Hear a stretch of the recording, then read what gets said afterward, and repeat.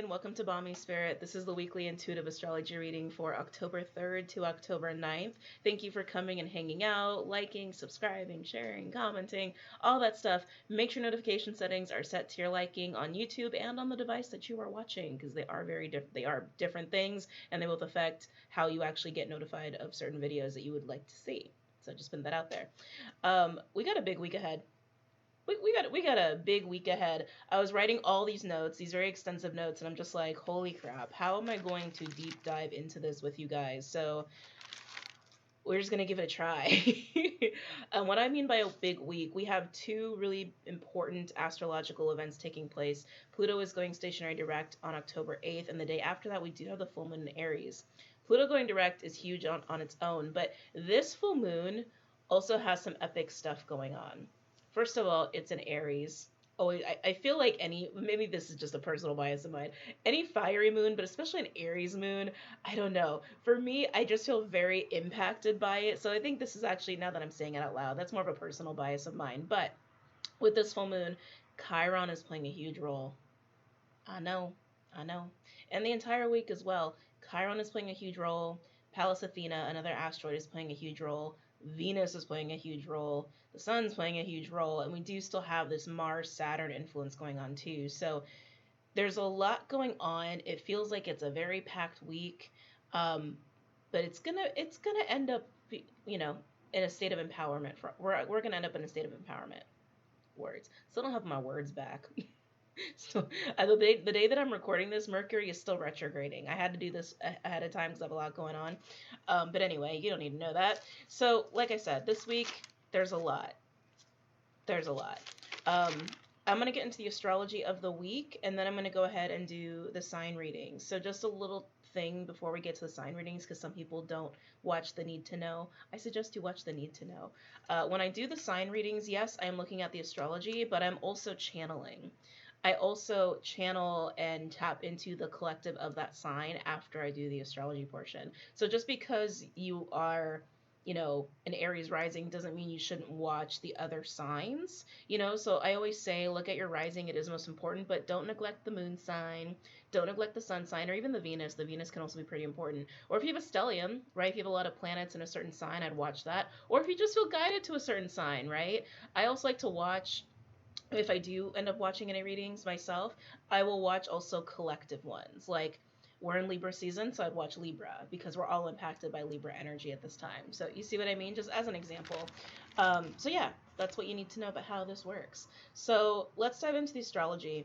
So the first thing I want to get out of the way are just some aspects that we've been experiencing from the previous week and weekend. So Mercury is still aspecting Pluto. It's in a trine with Pluto. It's actually going to be the strongest on October 6th. When Mercury is working with Pluto, we tend to get into this place of being very persuasive, right? Our understanding of how people work and function, the psychology of communication even, and like how people are impacted by what we do and what we say is increased. So we have an easier time persuading people, convincing people.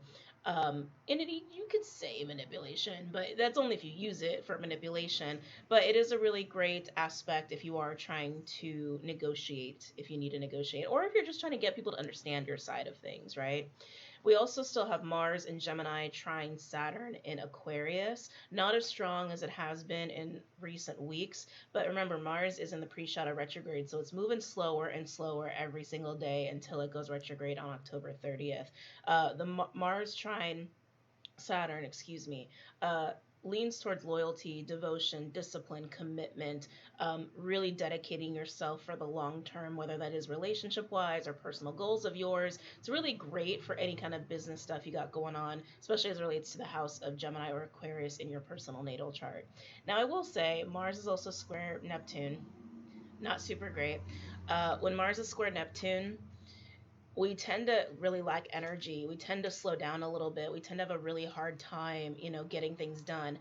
And with Mars trine Saturn, that helps. It helps us kind of combat that, but it's not as strong as Mars square Neptune this week. So keep that in mind also as we are continuing this week and moving forward. That trine with Saturn, not really going to be around to help us with our physical vitality. So just prepare for the fact that you might be slowing down physically. okay, when it comes to getting your shit done. The other thing too about Mars square Neptune, it can lean towards paranoia, a little bit of like jealousy, vindictive energy. Think of like, how do I say this? Think of masculine energy, like your own personal, like motivating forces to go out and do things or change things, how you assert yourself, gets really uncertain about itself. Can gets really uncertain about what's kind of going on around. Like, there's an illusionary component there because of the square with Neptune. So it can make us feel kind of uncertain and agitated and suspicious of people and suspicious of circumstances. So that is at play. It's actually not even the strongest it's going to be this week. The following week is when it really, really peaks. And I believe around October 12th is when that aspect is peaking. So that's only getting stronger. We also have Vesta, another asteroid, is actually going to be trine Mars. I like this one, though. I really like this one. Vesta's in Aquarius at 22 degrees, moving to 23 degrees throughout the week. Excuse me.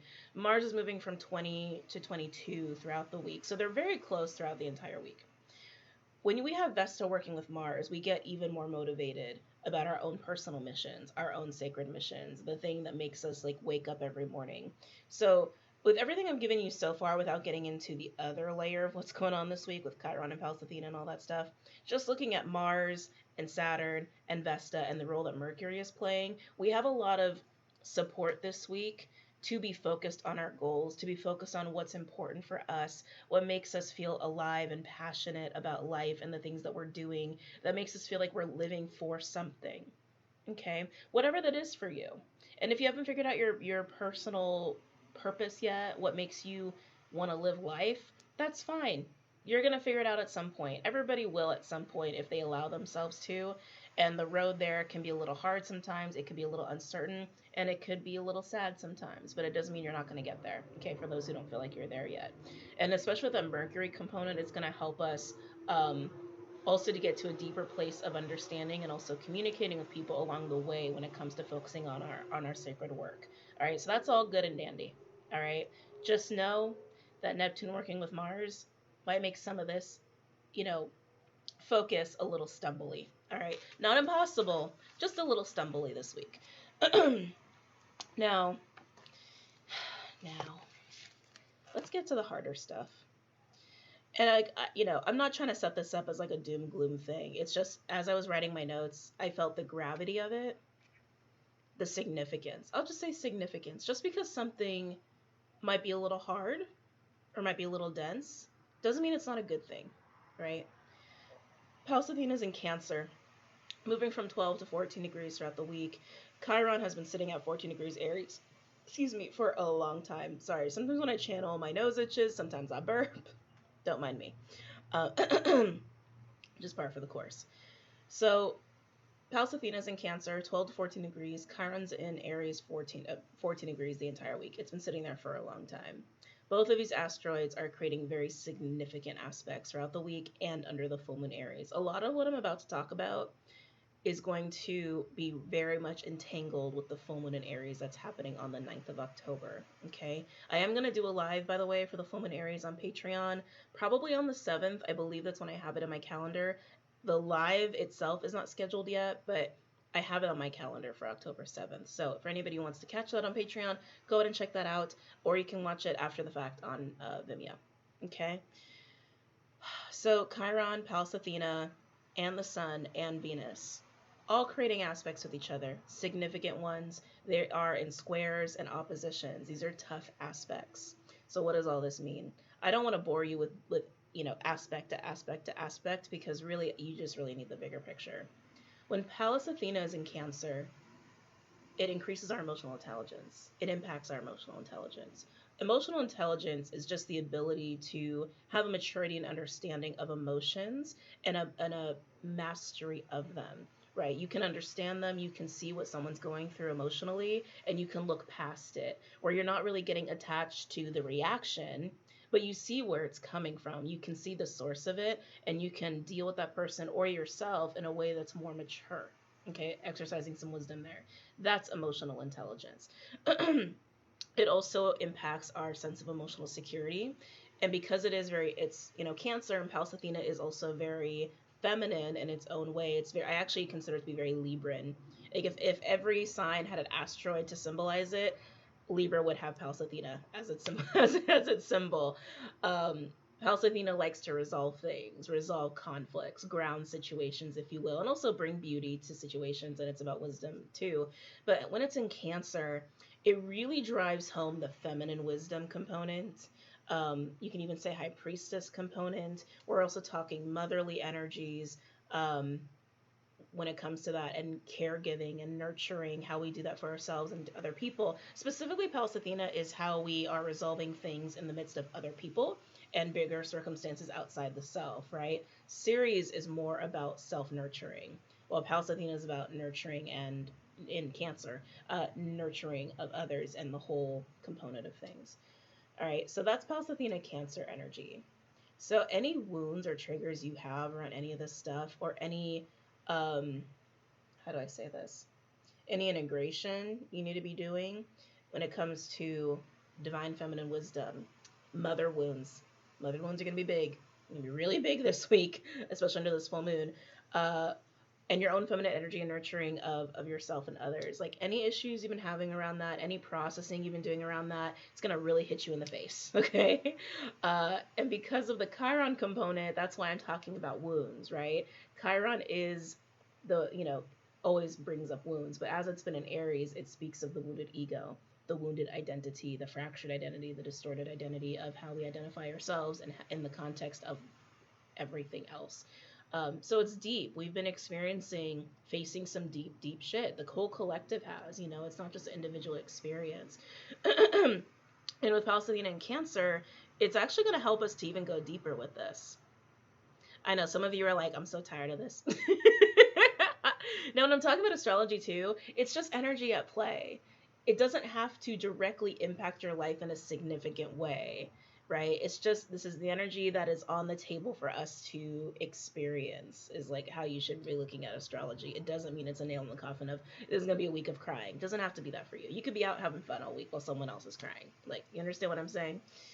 But Pallas Athena and Cancer is going to help us to see past emotion, to see more of the root of where some of these things are coming from. And like I said, they keep even telling it to me now, mother wound is going to be massive this week. And because the full moon is going to be in Aries, such a masculine energy, there's definitely going to be this opportunity to integrate deeper your masculine, feminine energies aspects.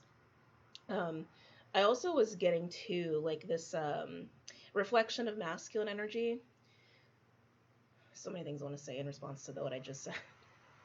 So when I'm speaking, I'm also getting channelings, and I'm also, just having thoughts of things that I want to share. So it's a lot that I'm always processing as I'm speaking, just so you guys know. That's why I pause a lot and I go off tangent a lot.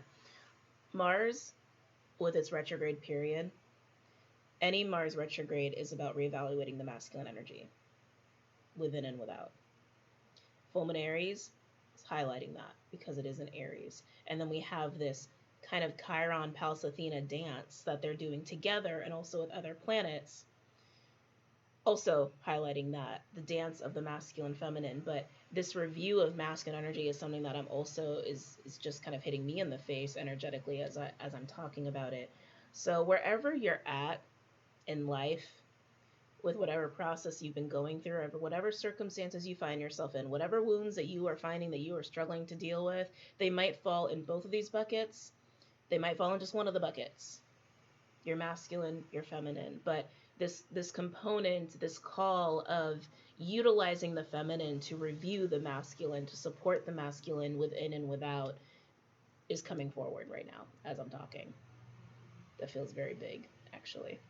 Feels very major. Anything you've been avoiding emotionally, you're going to have a really hard time avoiding it this week, especially under the full moon. Just is what it is. And just in time for eclipse season, by the way. Just saying. After full moon Aries, we are going to have a new moon Scorpio, which I believe is a partial eclipse.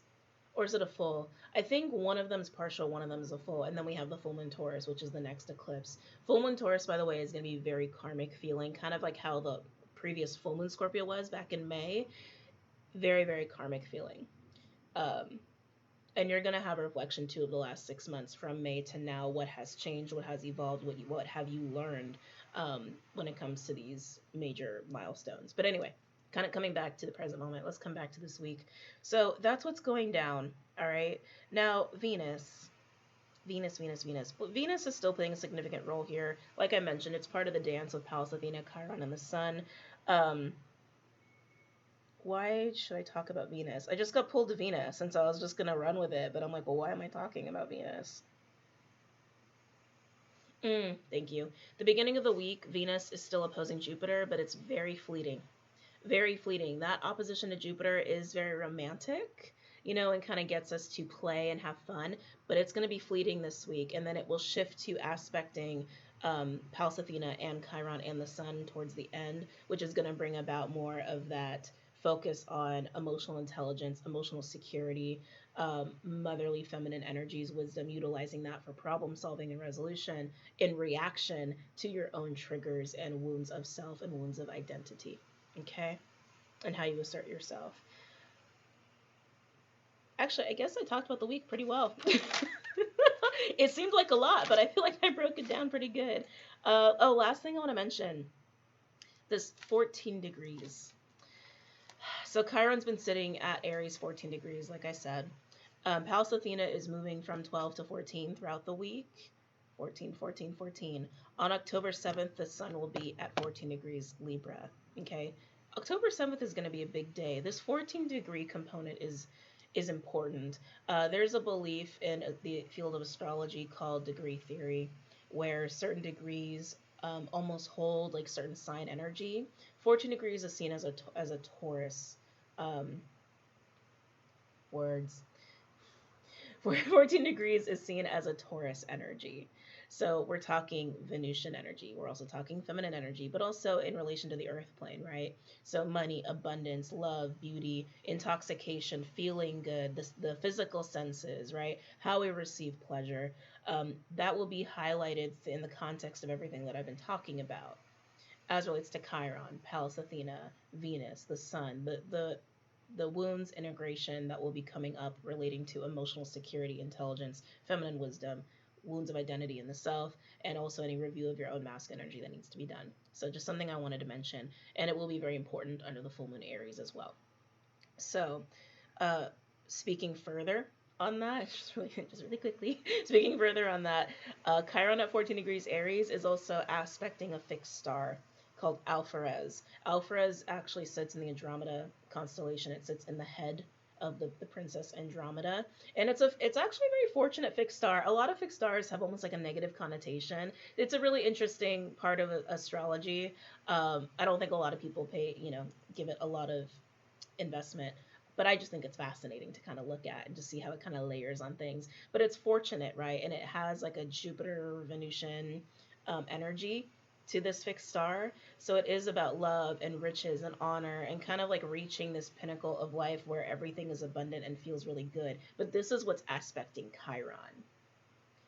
We can all have these things. I think the wounds that are coming up will also have this connection to what has been lacking in our life as far as our personal comforts, emotional comforts, physical comforts, like material comforts. You understand what I'm saying? Comfort just seems to be coming up with that. Or how we feel successful and solid and loved and taken care of and just comfortable in the world and experiencing pleasure in the world, as I was saying before. The last thing I want to mention too when it comes to fixed stars, Pallas Athena, it will be sitting in 14 degrees Cancer at the end of the week, which means it will be aspecting a fixed star itself too. Canopus. And it's funny, right? Because Chiron, while it's dealing with Aries, which is kind of masculine, it's aspecting a fixed star that's very feminine. Very feminine. And then Pallas Athena in Cancer, which is very feminine, is aspecting, a fixed star that's actually very masculine. Canopus is named after a navigator from mythology who was a navigator for the king of Sparta, I believe it was. It sits in the Argo constellation. Yeah, that's right. It sits in the Argo constellation, and it has a Jupiter-Saturn sort of influence. So it relates to conservatism, comprehensive knowledge, voyages, educational work, and actually changes from evil to good. I thought that was interesting when I was looking in my notes, because I have a couple books that I'll scroll through. So I'll look up the fixed star, and then I'll go through my books and like write all this stuff down. Big travel energy with that too. Big travel energy. Normally, like Aries energy, Libra energy, I would not say is like leans towards travel. But as I was writing these notes, it like I felt it. I felt like this sense of either physical travel and journeying, or like a spiritual journey, if you will, like the journey of life, but in relation to hitting milestones. So I think a lot of people are going to hit milestones this week, or milestones under the full moon Aries right before we get into this big eclipse season. So like I said, there's a lot going on this week. Like going on. So just take it in. Just marinate. Just marinate on it. You don't got to take it super serious, but I feel almost like we're entering a portal of sorts. Like that's kind of how it feels to me. Like we're hitting this window of time of opportunity for deeper integration and understanding, to see past the emotions and see past the attachment to stories and the attachment to wounds. And these are all just opportunities. They come and go, right? This is not going to be the last time we have a window like this. But it's to facilitate the next chapter, facilitate the next eclipse cycle, and whatever that's going to bring for all of us, okay? Ugh. Anyway, so glad I mentioned that. Anything else? I don't think so. Oh, there is. But before I get there, two more things just popped in my head. All this intense Chiron, Pulse, Athena stuff I'm talking about, this is more towards the end of the week and full moon energy. The beginning of the week is still very much like kind of romantic and fun, but it's very fleeting. Now, I will say Mars and Saturn, Aquarius, Gemini, please have some sort of investment in your life every day in these parts of your life. And it's going to be different for all of you where that is, right? Because it's based off your rising sign. It's based off your natal houses, wherever you have Gemini and Aquarius. I would look to 15 to 20 degrees. I would even start creeping up a little bit into like the up to 25 degrees, because they're, Mars is progressing. But the Gemini, Aquarius, like trine that's supporting us right now, it's keeping us focused. It's keeping us on track. It's trying to keep us devoted and disciplined to something that makes us feel good and makes us feel grounded and makes us feel alive. There's also going to be some more humanitarian efforts coming up, or focus on what you can do for other people or your community, just because Vesta is aspecting Mars this week and under the full moon. Okay? Just so you know. But that's all you really need to know about what's going down this week.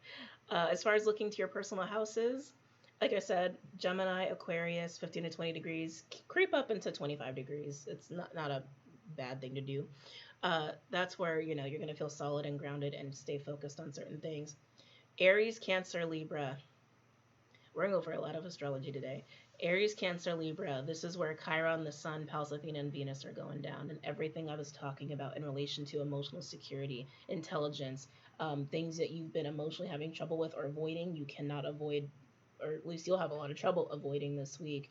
And especially as it relates to any wounds you have around your identity, how you see yourself, how you assert your energy, how you feel like you're capable, self-worth, how you believe in yourself, all of that sort of stuff. And also as it relates to Venus, there might be some reflection within relationships, past and present. So you might be reflecting a lot internally, or there might literally be mirroring coming up and triggering within current relationships in relation to this stuff for you to integrate for yourself, okay? All of this feels very empowering. I really want to reiterate that over and over, even if it might be a little challenging or feel a little dense, okay? Oh, that is one more thing. And with Pluto going stationary direct on October 8th, that's just going to bring things to the surface even more. I've talked about this in recent videos, but Pluto, when it's retrograding, we get way more introspective.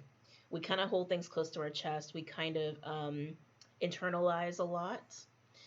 But when it goes direct, Pluto goes into what it does best, right? It digs things down from under the ground, underneath in the underworld, to bring them up, to cleanse, to change, to transform, also to reveal secrets, to reveal corruption, to bring things to the light. That's what Pluto does, okay? It makes gems. Pluto and Saturn especially, like if they ever work together, like they make some pretty ass diamonds. So you have that in like your natal chart, like Saturn trine Pluto. Your whole life is probably just about making you into like the most beautiful diamond that ever existed. So just saying. Anyway, or especially a square. Ooh, a square. So Saturn square Pluto in a natal chart, really hard, but you're gonna be a diamond. Saturn trine Pluto, you're gonna be a diamond, but it's not gonna be as rough as if it's Saturn square Pluto. All right, so yeah, that's it. That's all I want to say. Let's go ahead and get into the readings. Just to reiterate the little need to know about how this goes, I am basing the astrology portion of the sign readings on the rising sign. And I use a whole house system because I can't read every single degree changes for everybody's sign. It's just impossible for this kind of format. Doesn't mean you should neglect other signs. If you don't know what your rising sign is, that's fine. I would even just base it off your personal planets. Just because I'm doing the rising sign doesn't mean there's not going to be something in there for you for the astrology portion, okay? And of course, I will do cards as well. And the cards, I would treat that like any other sign reading. If you're drawn to the sign, if you got multiple planets in that sign, or you're cross-watching, or what have you, it's not necessarily tied to the astrology portion, okay? Alrighty. Are we ready? Actually, I want to sip first. I want to sip of water first. Oh, what a week ahead. Okay. All right. Should we just go in order as we always do? Why not? Let's just go in order as we always do. Although I kind of don't want to. All of a sudden, I felt like, no. Like, I don't really want to. I kind of want to go out of order. Kind of wish I had dice. I would totally do that. I know they make those kind of dice. Maybe I'll get some of those dice sometime. All right, who am I starting with? Pisces. Oh, Pisces. Pisces wants to go first. Okay. All right, Pisces. I'm looking for dice. It's the weirdest feeling. I'm like, maybe I'm going to be getting dice soon. Anyway, Pisces. All right, so let's look at your chart here. Second house, fifth house, and eighth house.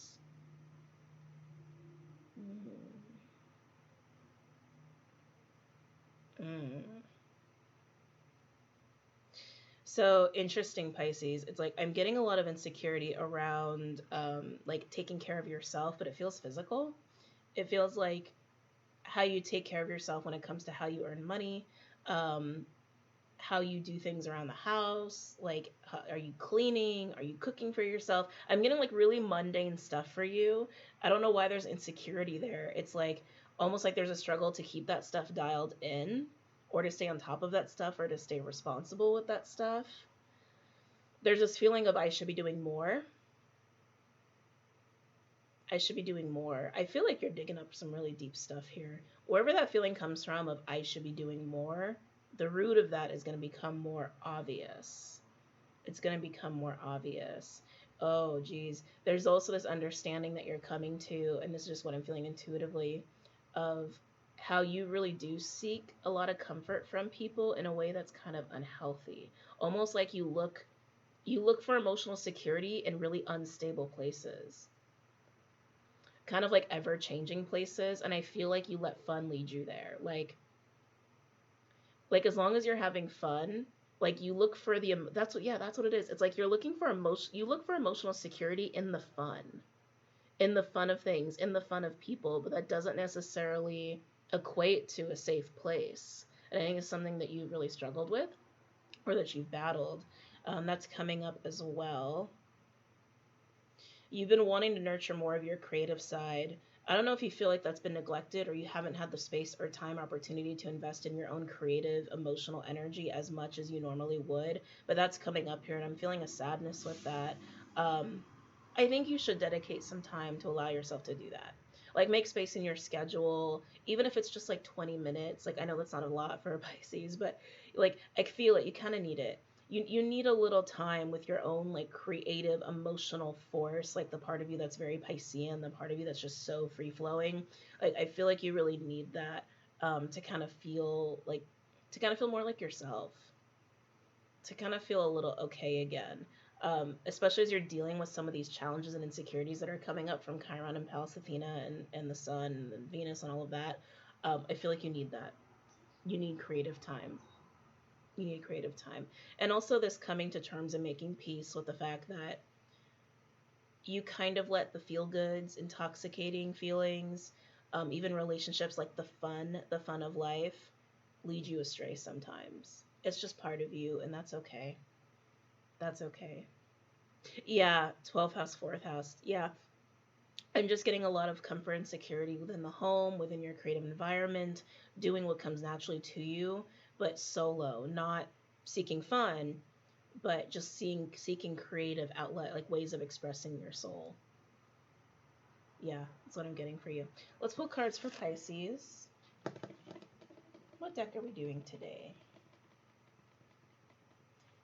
Ooh, oh my god, you know what? I'm feeling beautiful creatures, but I don't have it here on my desk.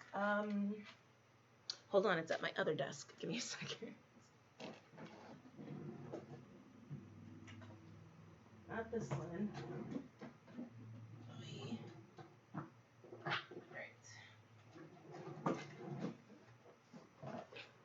Yes, I have lots of desks in my office. All right, Pisces. So let's do this.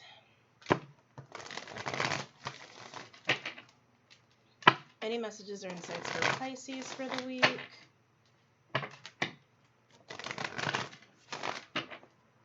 Any messages or insights for Pisces for this week? Ooh, that was fast. Wow. Yeah, look at this. So we have Ace of Wands and the Eight of Cups in reverse.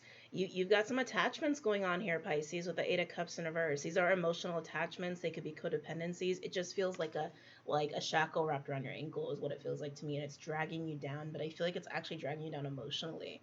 Like, I don't feel like it's keeping you stuck physically. Like, I feel it on my chest, too. Like, there's an emotional weight that's keeping you almost like depressed, or maybe adds depression, adds sadness, adds grief, adds this sense of loss. But I don't think you've lost anything. It's interesting. Yeah, it just feels like a big emotional weight that you're carrying around here.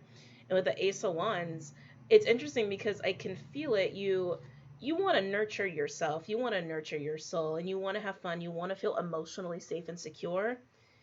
But there's something you are not letting go of, and you have not been acknowledging whatever that is, whatever that emotional weight is. You haven't been acknowledging it. It almost feels like a part of you wants to keep it, almost like an emotional security blanket. Can I get more for Pisces, please, for this week?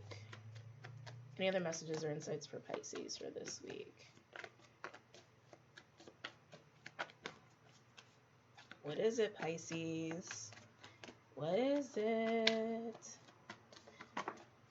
Oh, you guys got a lot. Jesus, Pisces. Okay. So more of that emotional weight. We have Eight of Wands in reverse with the Five of Cups. So again, being weighed down, weighed down, weighed down. And then we have the Nine of Swords in reverse with the Star in reverse. This it feels like a depressive energy to me. Definitely feels like a depressive energy. But I also feel like you're becoming clear about something, which is almost making the weight stronger. But you're becoming more clear as to what it is for you, the root of it. So everything that I've kind of been talking about today.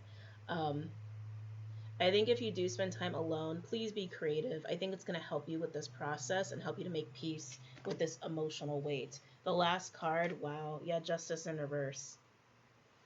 You've been doing this. Emotional weight is a disservice to you. It might even relate to something that happened to you that was unfair, where you were betrayed. I mean, I'm like, those aren't the right words to match the feeling that I'm getting with Justice in reverse.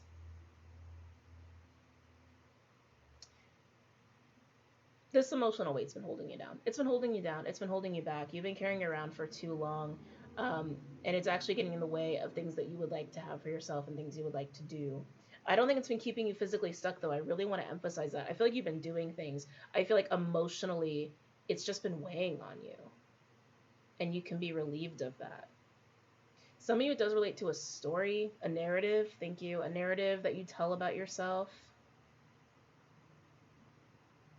I feel like this is rooted in experiences where you were treated very unfairly, but you've held on to the story, and in doing so, you kind of treat yourself unfairly. Just what I'm getting from that. Okay? Pisces. Okay, Pisces. You gotta let it go. Sorry, this is still coming up. Still coming up. You have to let it go. A part of you does not want to let this emotional weight go because you've identified so much with it. Who would you be without it? You'd be a freer Pisces. You'd be a lighter Pisces. That's who you'd be without it. Okay? You don't have to carry that energy around. You don't have to sit in that. You can be free of it. Well, that was heavy. Okay. Okay. All right, Pisces. I'm going to number these so I know which ones I did first. All right, who's going next? Gemini? Gemini wants to go next. We're going to do these really out of order, just shake it up. Gemini. What's going on for my Geminis here?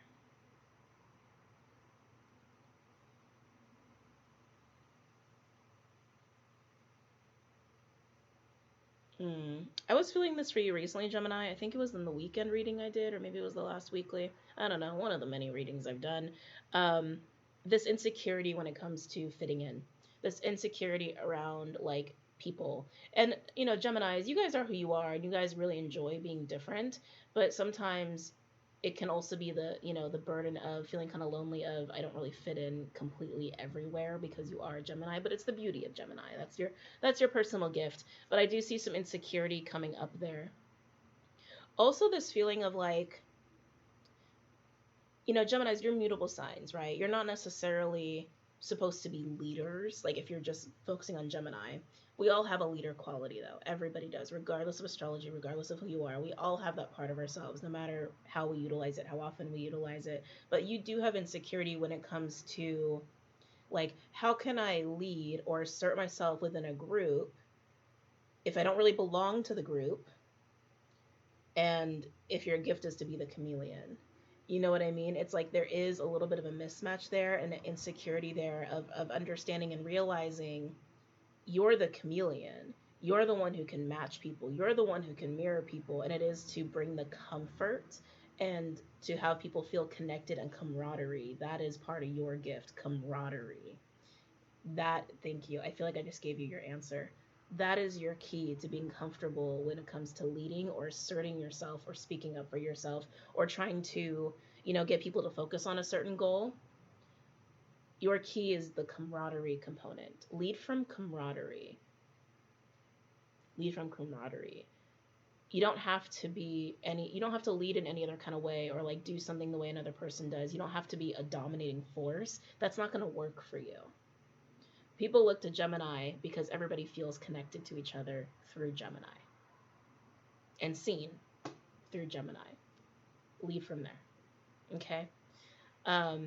That's so interesting. But yeah, that's what I was getting with you.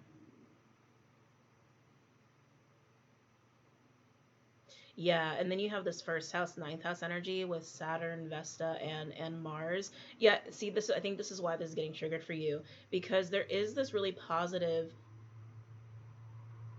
force, this positive energy. I feel like a positive outcome positive outcome to manifest by focusing on collaborative efforts, by focusing on how you can be involved with other people, how you can be involved in the bigger picture of things. Some of you might travel as a result of this too. Actual traveling would be really good for my Geminis. There's such a focus there. Yeah, and it feels really good. It feels really positive, but it is bringing up this insecurity of, like, but then how am I supposed to speak up? How am I supposed to get people to look this way or that way?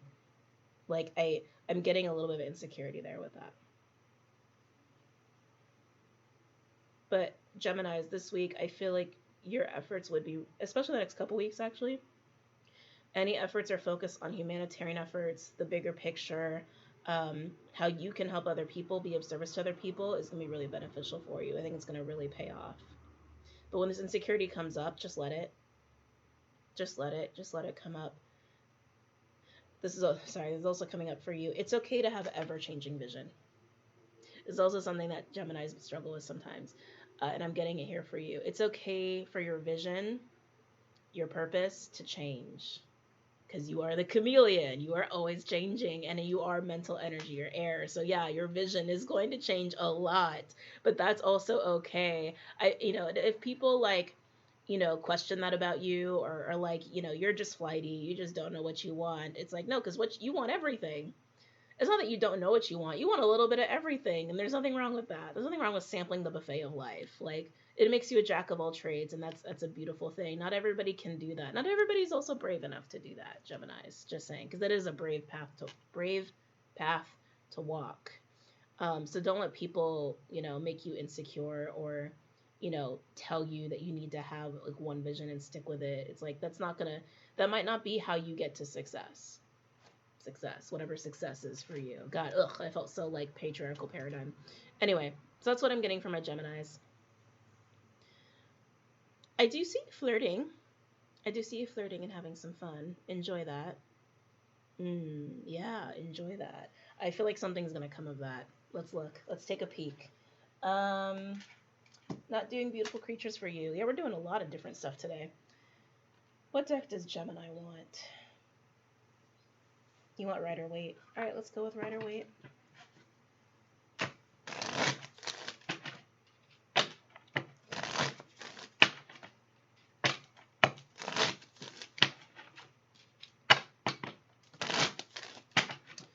Any messages or insights for my Geminis regarding this week?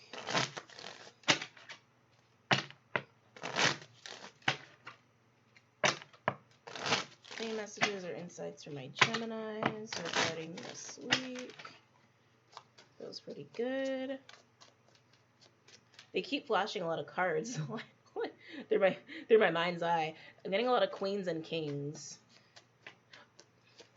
Geminis, I really feel like this week you're going to be meeting somebody, or at least closely connecting, interacting with somebody. Might be playing a role for you over the next couple of weeks.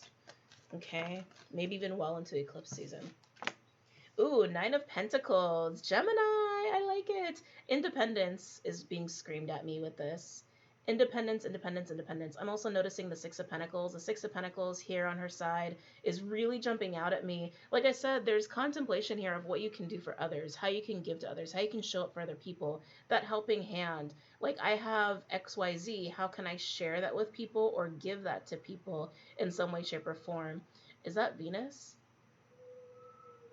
All those flowers for a second on her gown, if you will. I swore I thought it was the Venus symbol.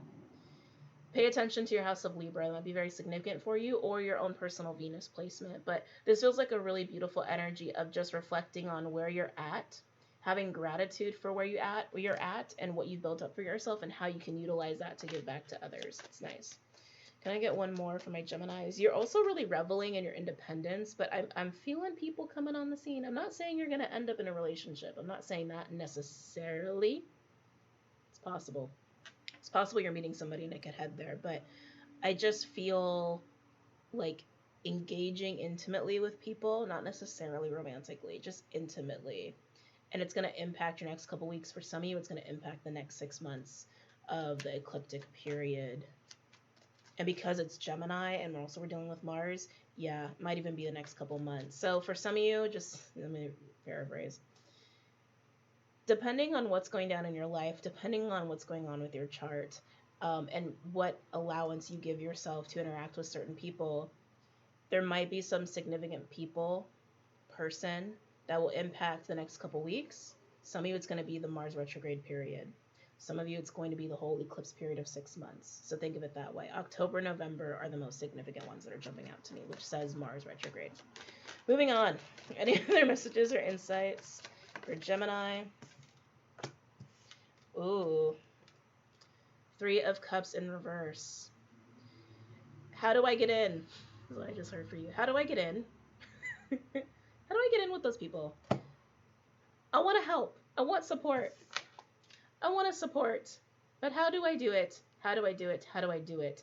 Geminis, again, this is your gift. Like, you can get in with any group, but this is more than just getting in with them.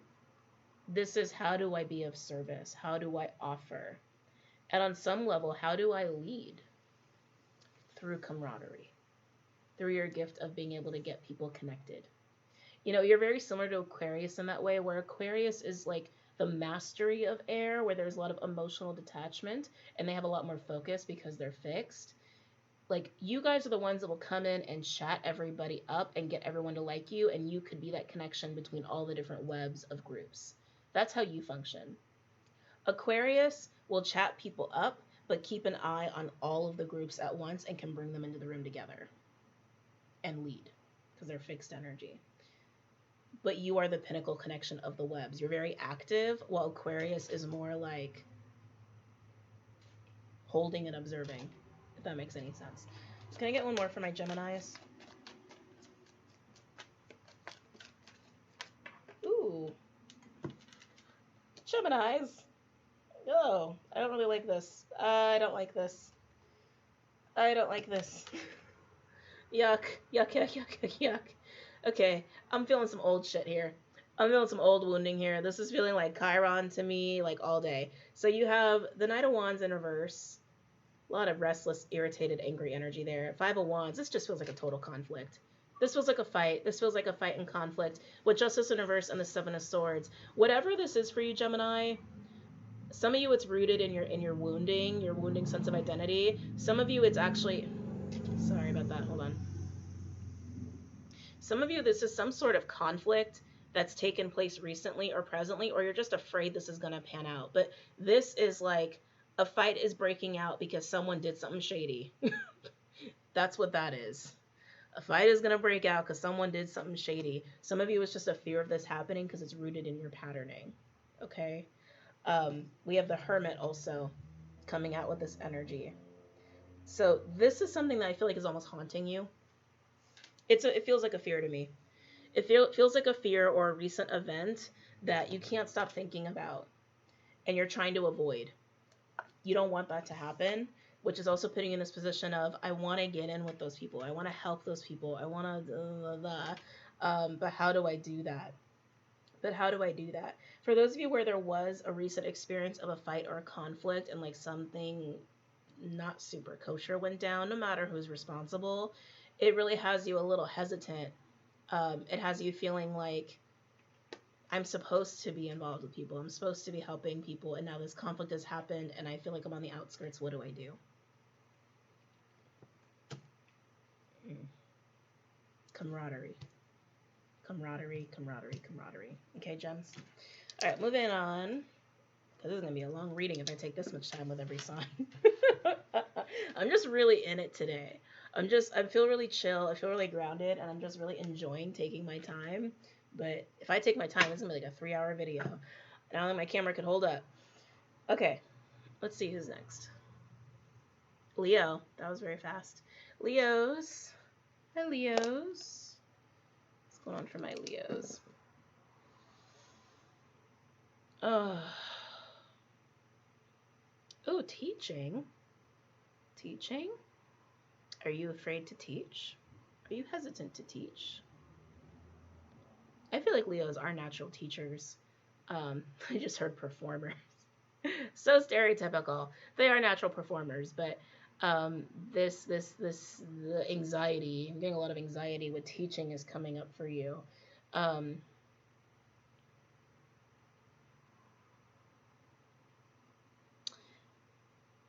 also getting some avoidance with you, Leo. I feel like you've been avoiding some emotional stuff. You've been avoiding some of your feelings, not wanting to acknowledge they're there. There's definitely some pride wrapped up in not wanting to acknowledge that some of these more uncomfortable feelings have been kind of hanging out in your field, hanging out in your heart space. But I'm also getting this anxiety with teaching. So this is just some stuff I'm picking up in your energy fields that are going to be coming up for you. They're being highlighted through your relationships. They're being triggered by people. It feels a little bit like you're talking, you're spending time with people, and then suddenly you're put on the spot about what you know. About, I don't like this. Oh, I feel like my heart just went like, ah, I don't like this. You're being put on the spot about what you know, how much you know, and it's making you uncomfortable, and it's bringing up a little bit of insecurity. It's like, it's putting you on a spot in a way that you don't like being put on the spot, because you don't mind being in the spotlight, but this is in a way that makes you feel kind of insecure. Ugh. Yeah, I don't like it. I don't like it. I would actually spend some time alone. oh, oh, 7th and 11th house. Okay, you might not be able to be alone too much. All right, so Leos, this might be a challenging week, but if you can get some alone time, please utilize that alone time to really get into your emotions here and understand that anxiety. And also to acknowledge anything you've been avoiding, because I can feel the avoidance. I feel a little bit of denial going on here, Leos. Yeah, please give yourself time and space to go there, because I can feel it. You're talking to people and you're being put on the spot, and it's making you feel like you don't have what it takes, or like you can't provide the information, like, or almost like you're not hitting the standard of what people expect of you, is kind of what's coming up here. And I just don't like what it's doing with your energy. I don't like it. But however, 7th and 11th house is highlighted, which is more relationship. And I feel like relationships are just making you really anxious right now and really triggering you this week, because they're mirroring a lot of stuff back to you, I feel like, is what's going down here.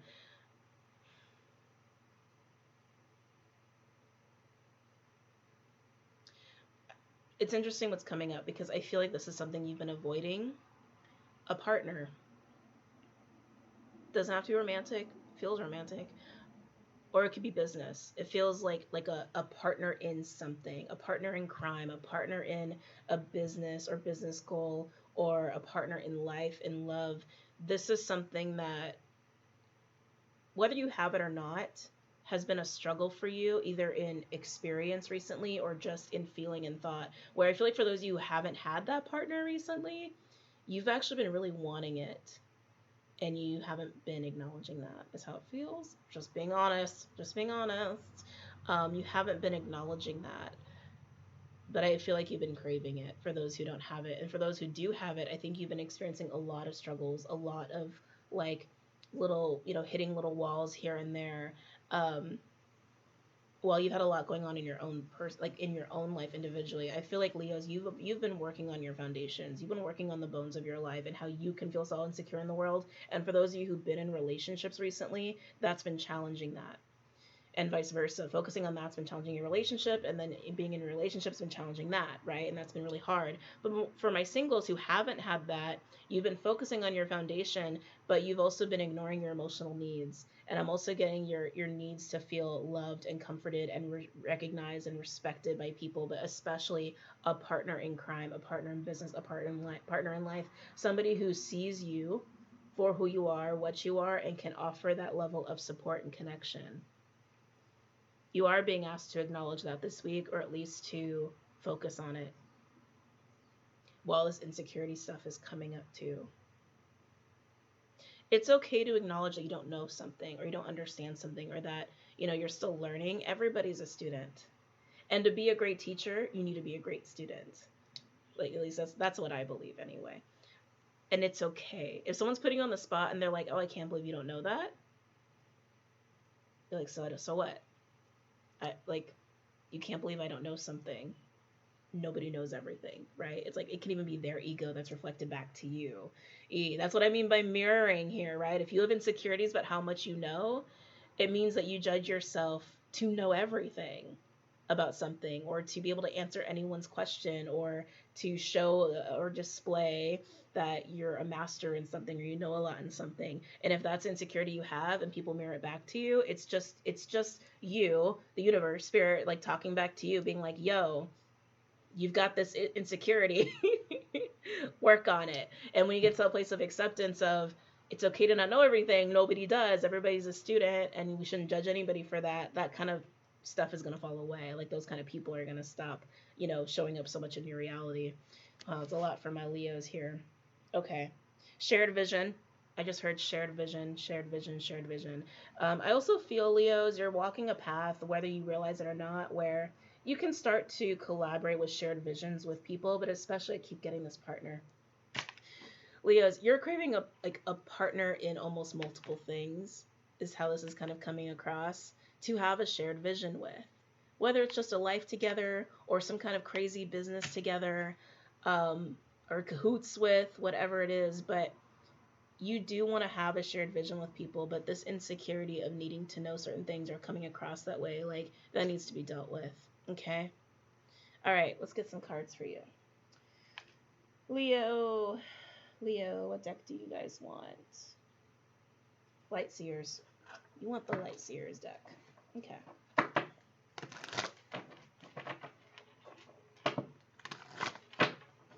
Any messages or insights for my Leos regarding this week? Any messages or insights for my Leos regarding this week?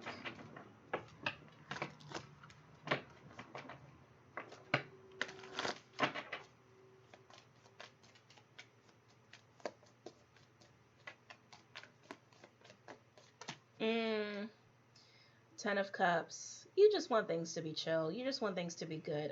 I keep getting shared vision, shared vision, shared vision, shared vision. This is happy life.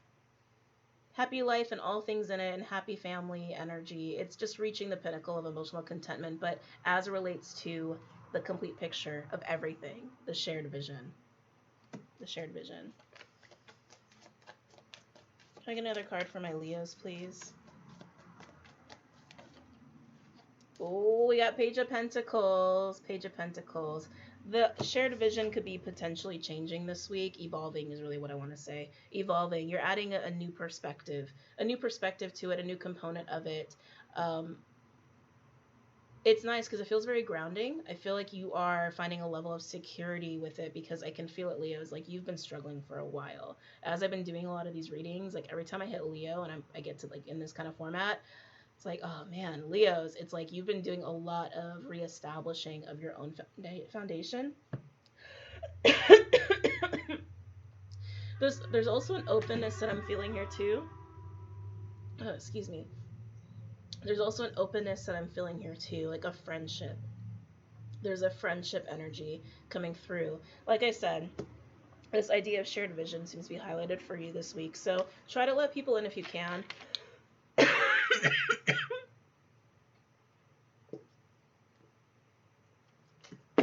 You know, if insecurity comes up, just deal with it.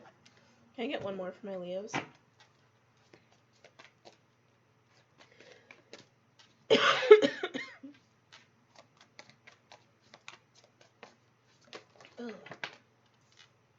Two of Swords. Oh, excuse me.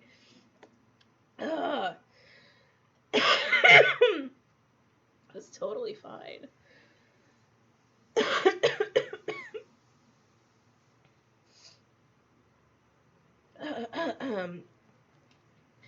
This shift in a shared vision, or at least being open to a shared vision by letting someone in, a little blocked off from it with that Two of Swords energy. Two of Swords I often look at as holding two conflicting truths.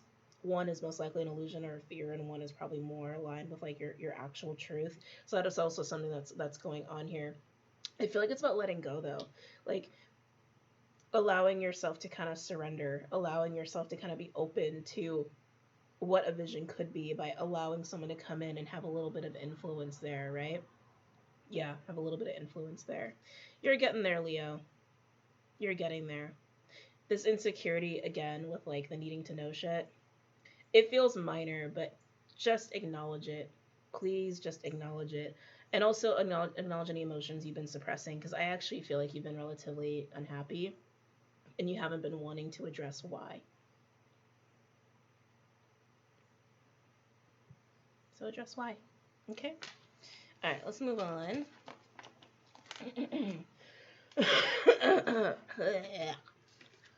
All right, who is next?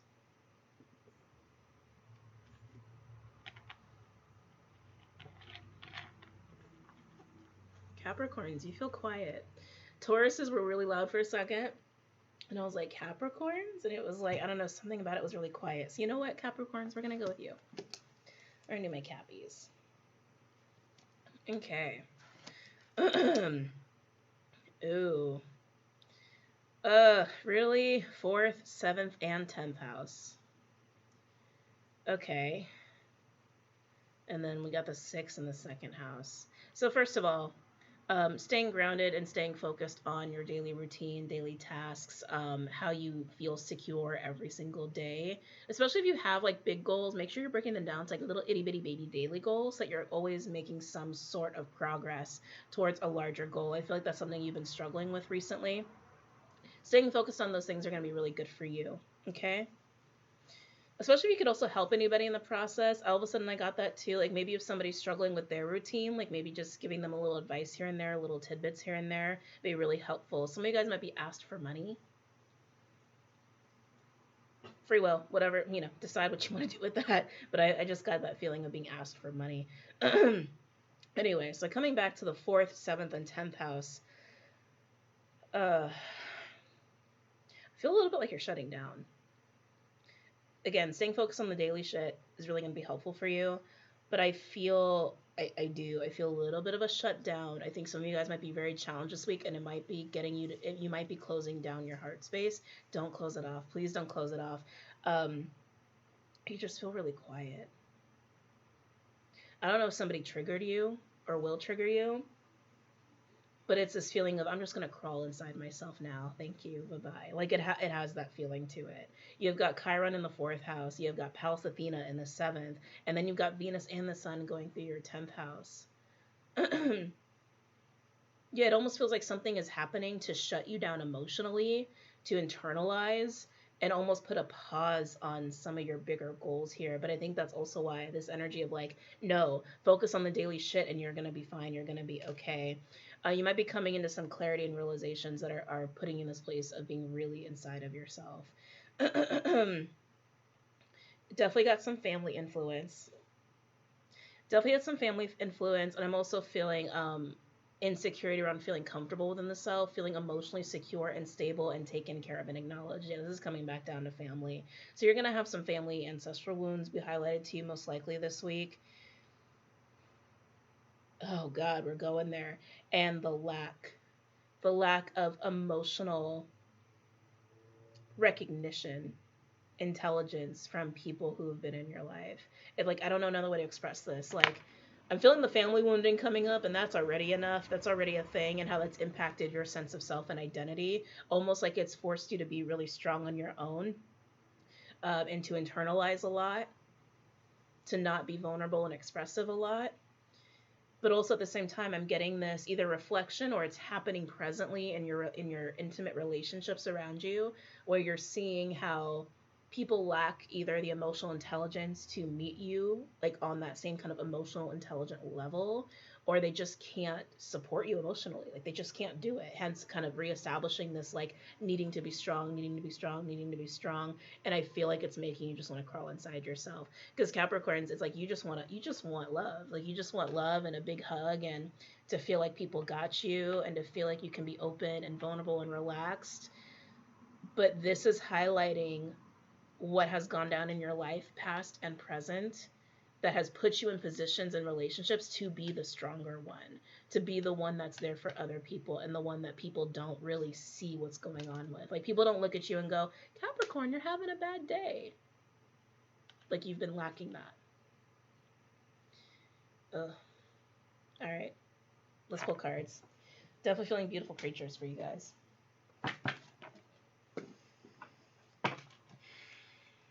Any messages or insights? Actually, I'm going to put the other ones back in there too. Hold on. I put them aside, so I'm going to put them back in here. Okay.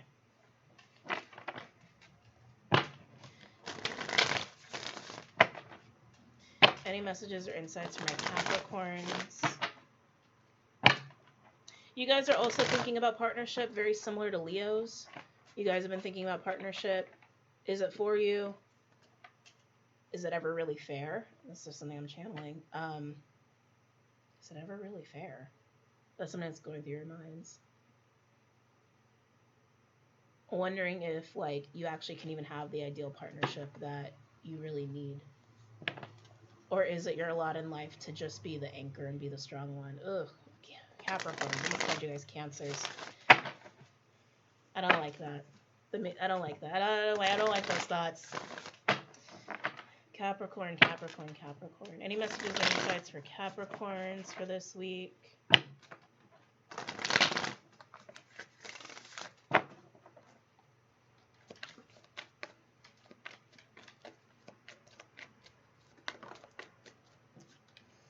The Fool. Okay. Okay. I'm liking where we're going. I'm liking it. The Fool. That tells me that there is some sense of faith here. There's some sense of faith and some sense of trust that you are relying upon, that you're falling back on. In relation to what, though, is the question. In relation to what? In relation to what? Some of you guys, this whole like strong narrative, you are potentially integrating it, letting it go, which is going to be very liberating for you, moving you into this Fool energy, because the Fool doesn't have any baggage. And the stuff that I'm tapping into that's making you want to crawl inside yourself, that feels like baggage to me. That feels like baggage. That feels like a very heavy story of telling yourself that like people won't ever care about you really emotionally, but it doesn't have to be true. Like, people only care about you, what you do for them, not because of who you are and like how they can just, you know, connect with you emotionally. Any other messages or insights from my Capricorns?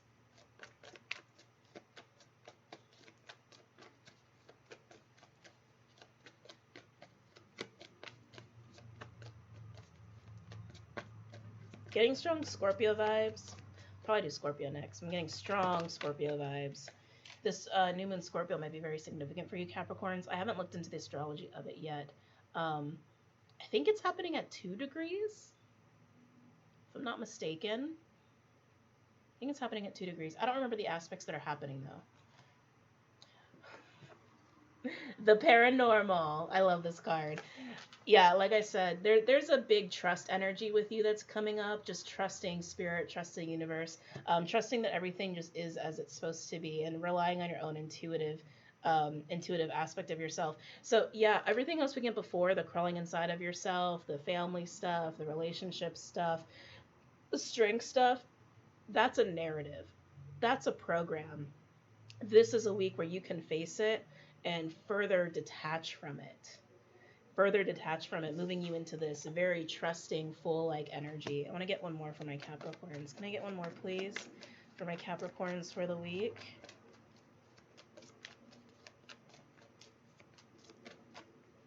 Let's see. Ooh, Chariot in reverse. This is, I'm feeling struggle and chaos all of a sudden just came up, like bumpy road. I literally felt like I was in a car getting kind of like rattled around a little bit. Like, oh, this is kind of uncomfortable. Chariot in reverse coming out here. Literally, you've been on a bumpy road. You've been on a bit of a bumpy road. You've been in a little bit of a struggle bus sort of a space here. But you're learning to find more faith this week. And I think it is by facing your story. Like, the whole bumpy road of your life. Facing that story, detaching from that story, you're like, all right, shit's been bumpy. Whatever. And detaching from it is putting you in a place of feeling like, you know what, no matter what, things are going to be okay. Things are going to work out. I'm alive. I've got some good things in my life. There's also some gratitude, appreciation coming up here. And shit might be bumpy, but it's not always going to be bumpy.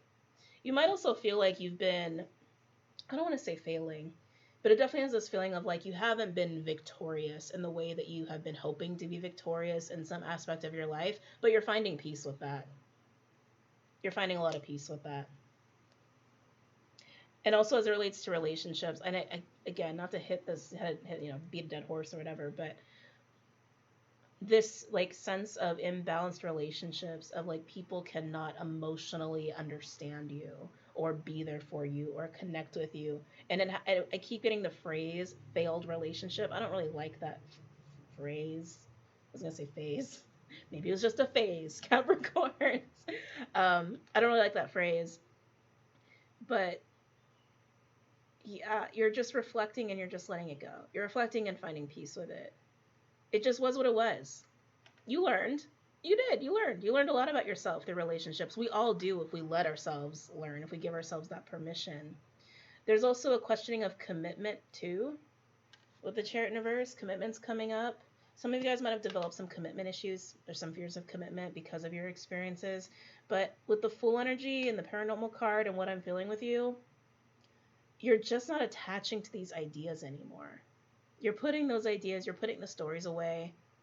Things are what they are. People will come and people will go, and that's just how life is for everybody. Okay? But to get to this point, I think you are going to crawl inside yourself. Even if it's just for a day, Maybe it's for a few days. Maybe if it's for the whole week, and maybe this breakthrough is going to come later, you know, under the eclipse energies. But it's going to start by crawling inside yourself to face down these narratives and to see past the emotion. Thank you to Pallas Athena in Cancer, okay? Which is your natural 7th, by the way. All right. Who's next? Scorpio. Of course you're next, Scorpio. Of course you would be. Scorpio, number 5.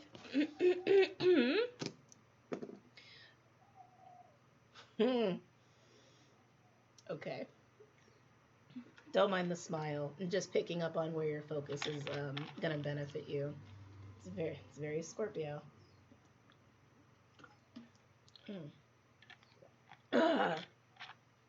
But 6th, 9th, and 12th house, huh?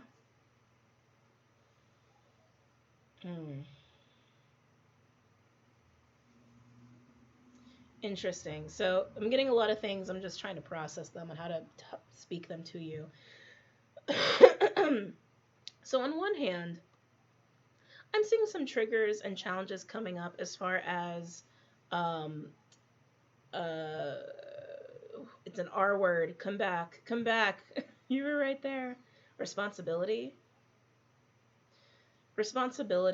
and I hate to say boring and mundane things of life, but that is kind of coming through here. I'm also getting some health stuff with you too, Scorpios. Almost like doing the healthy thing, doing the good thing, doing the right thing, the proper thing. Oh, here we go. The proper thing, the appropriate thing. We've got I'm just getting an irritated energy with you, like irritated, annoyed, triggers coming up around those things. I feel like people are challenging you when it comes to that. Like, but that's just not who you are. You know, the proper, appropriate, the good, the healthy, the right. Not to say you're not healthy. You can be very healthy people. But there's something about those things. It feels like a very stuffy, uppity kind of energy. It's getting triggered. You're getting challenged, you're getting triggered, you're getting a little angry too. That's coming up, I think, more in your day-to-day. Oh, excuse me. Yeah. That's coming up more in your day-to-day. And I actually feel like leaning into your high priestess energy, getting into a very kind of like spiritual bubble is going to help you with those triggers, deal with those triggers, and to see past why people are bringing this shit to you. And I do feel like it's a little bit of a mirroring thing. So if people are bringing this to you and challenging you, poking you, might be for a reason. Might be, you might want to reflect on that, because the way they're judging you might be how you judge others. Sorry. Might be how you judge others. Yeah. But what could benefit you as far as being a grounding force for you, where to keep your focus that could help you balance things out this week? We got 4th house energy, we've got 8th house energy. And I was smiling because the 8th house energy with Mars and Gemini being there, it's like I almost feel a little bit of devil's advocate energy with you, which I think is kind of funny how that's coming across. I almost feel like you're playing devil's advocate with people, especially people in your life that you're close to, like family or people you live with, people who are in your immediate environment. It's almost like that's how you're being of service, is kind of getting people to get out of their comfort zone. That's how you're being of service to people, getting people to kind of play a little bit with their dark side. And it's kind of just funny and kind of making me smile and kind of brings me joy. Yeah, it almost was very Aquarian too. So I don't know if you have any Aquarian placements or like you got Aquas in your life, but definitely feels a little mischievous and playing devil's advocate. But that's what I'm getting for you for this week. Yeah, it makes sense too, right? Because if someone's triggering you and like, they're almost like stuffy and kind of rigid, goody-goody, if you will. Nothing wrong with being goody-goody, to each their own. But it's like they're poking you and judging you in that way, and I think it's to, get you to see how you can be judgmental towards other people.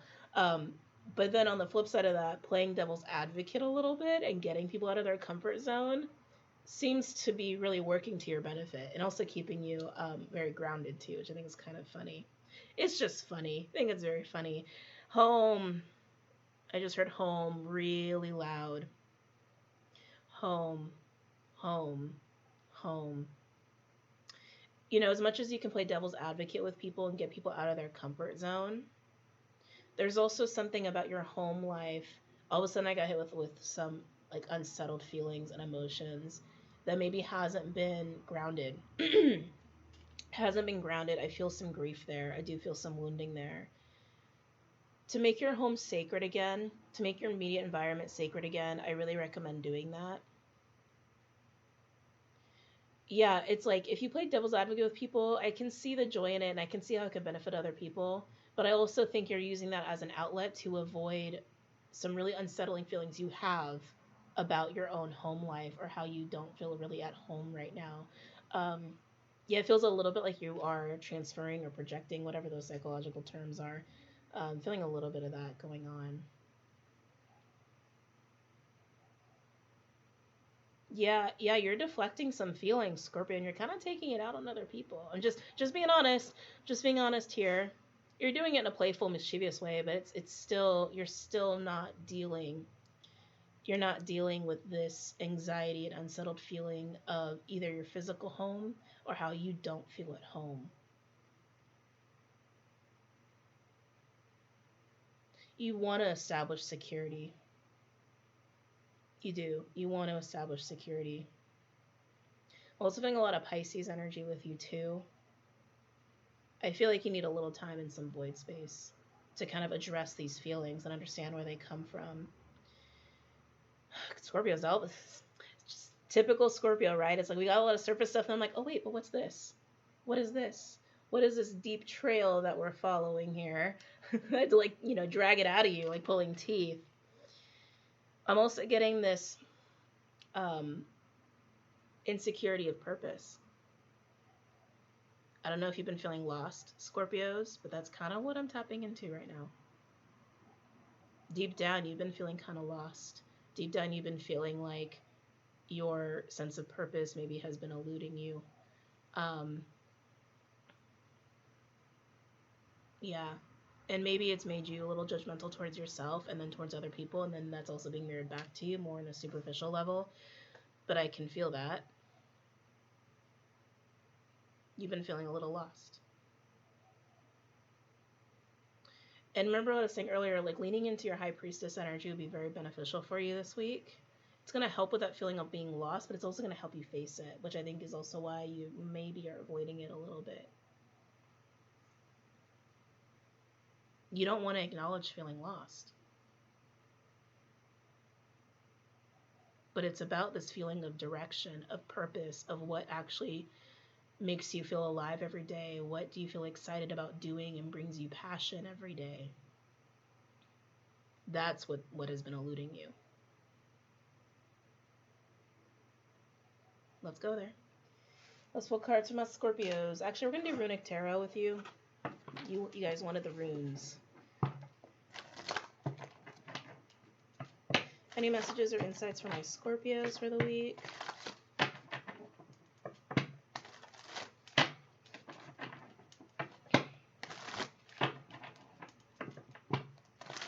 Any messages or insights for my Scorpios for the week?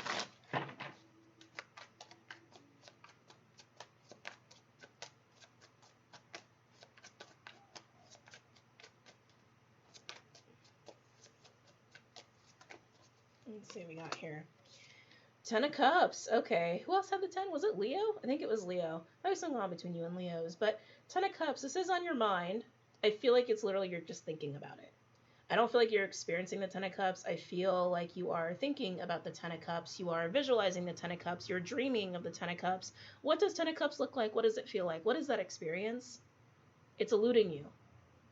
What I was saying before, it's like that feeling of life is so good, life is so amazing, I feel so alive, and, I have a sense of purpose, I have a sense of fulfillment. You're thinking a lot about this, but you feel like you're not experiencing it. Can I get any more for my Scorpios, please, for the week?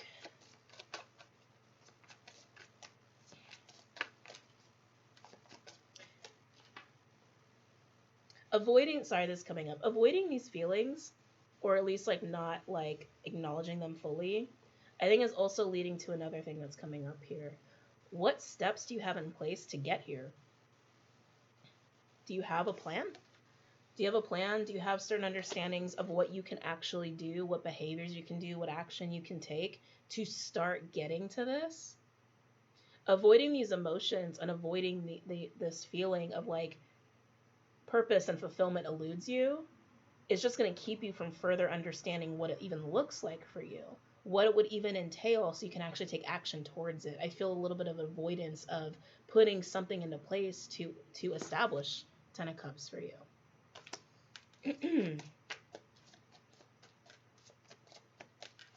Any other messages or insights for my Scorpios for the week?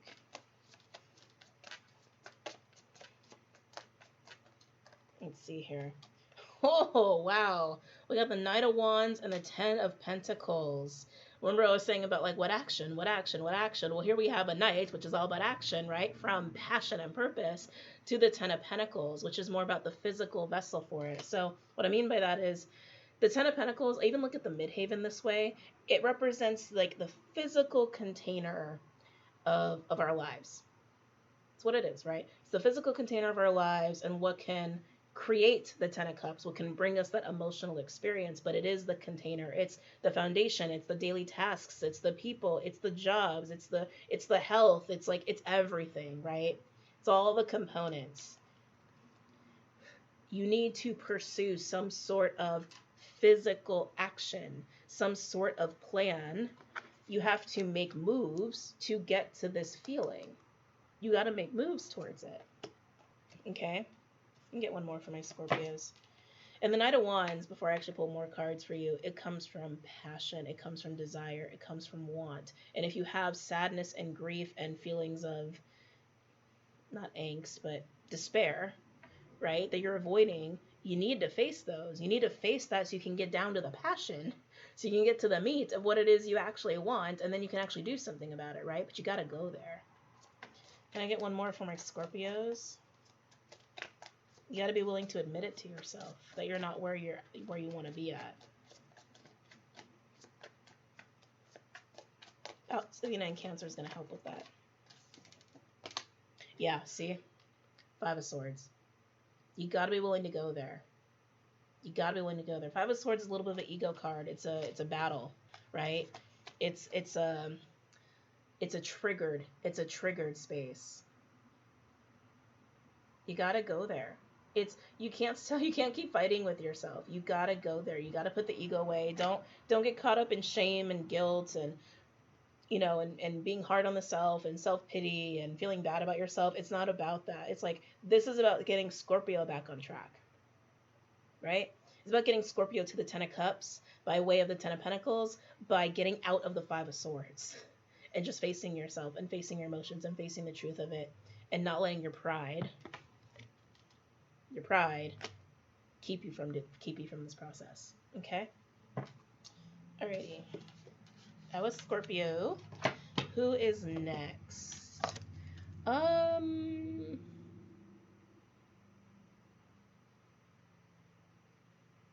Aquarius. You guys are calling me. I've been feeling a connection between Scorpios and Aquas recently in my readings. Just a heads up. Okay, Aquas. It's time for you to have some fun. Are you having fun yet? You need to be having some fun. Fifth house, first house energy with Mars and Saturn and Vesta. Inspired and lit up.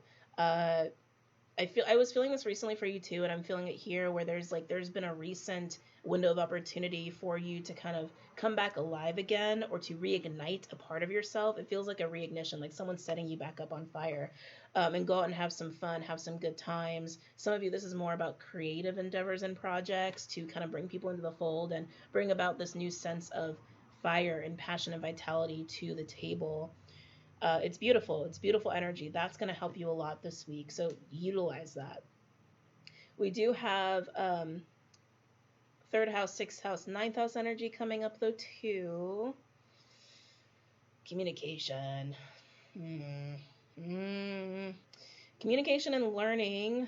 We have some triggers there for you. We got some triggers. Now, Aquas, we already know. You do things your way. You do things on your own terms. You're an Aqua. You got your own unique, drum rhythm that you dance to.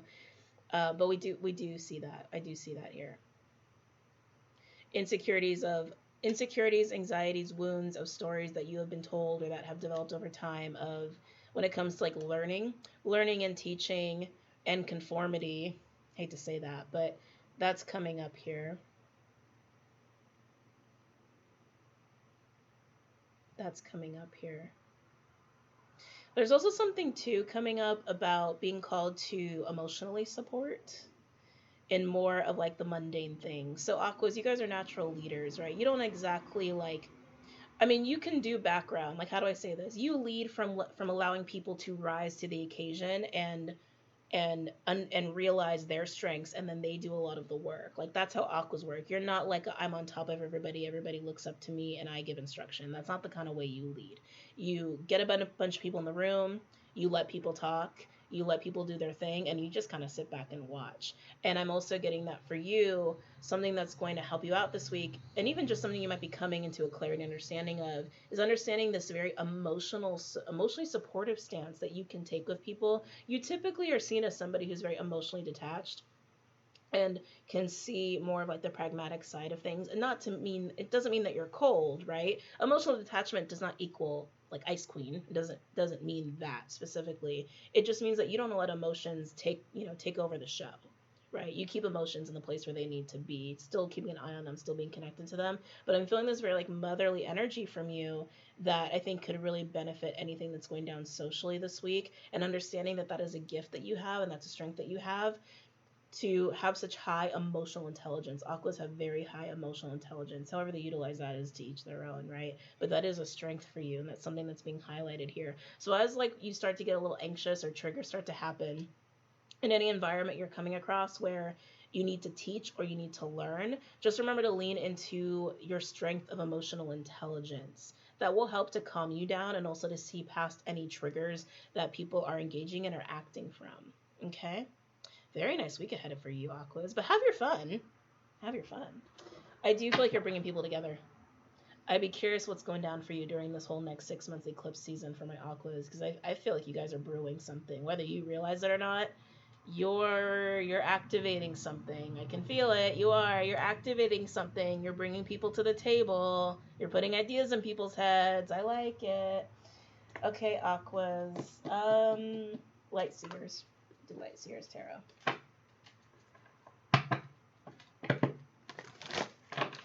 Any messages or insights for my Aquas regarding this spread?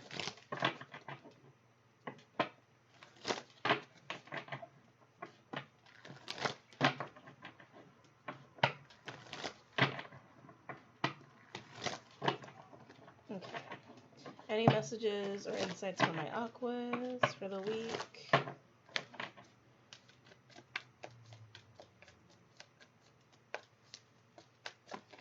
Let's see. Got the Star in reverse. Okay. Interesting.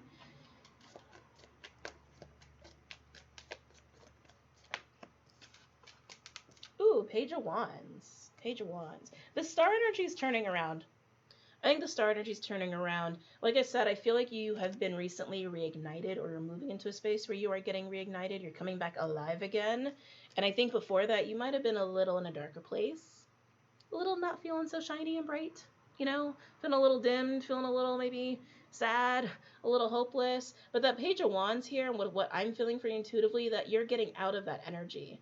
You're getting out of that energy and into the new adventure, new fire, new ideas, inspired, motivated. That is the Page of Wands. Okay? Anything else? Ooh, we got the Queen of Pentacles. This is a very grounded energy, multitasking, focusing on getting the physical in order. Yeah, very, very nice. Like, I feel like you're brewing something. I really feel like you're brewing something. And what I was saying was like leaning into that emotional intelligence, more of like a feminine kind of holding space for people and like seeing past people's reactions and behaviors. Queen of Pentacles is feminine energy, and queens are innately water energy. They have that feminine, intuitive, I can hold space. And I feel like you are doing that with a Queen of Pentacles energy, where you can hold space for people, but you're doing it in a way where it actually brings a sense of security and maybe even material security. I feel like you're brewing something to where you're getting people together, and it might involve money. Aquas, it might involve money. It just might. You are also coming to this understanding, too, that there are some things you need to learn. Some learning going on here. Maybe you're going to be taking a course, or maybe you're actually going to seek someone out that you can get advice from, but I'm feeling a little bit of that, too. Any other messages or insights for my aquas? There's a lot of intuiting going on. This is coming across too. Getting downloads for you. You guys are getting downloads. You're getting downloads. Any other messages or insights for my aquas, please? Let's see. 8 of Wands, communication and movement. I love it. 8 of Wands is inevitable. It's unstoppable movement, collaborating, talking, making shit happen. Yeah, aquas, it's like you're being reignited and you're setting shit ablaze. I really feel like you're bringing people together. I know I've said that many times, but I can't shake it. Can't shake it. So aquas, you guys got a good week ahead. All right, who's next?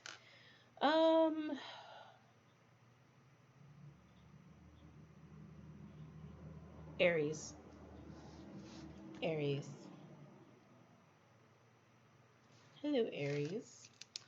Oh, I'm getting kind of lightheaded from all this channeling. I might have to take a break, but I'm looking at the time, and I don't have time to take a break.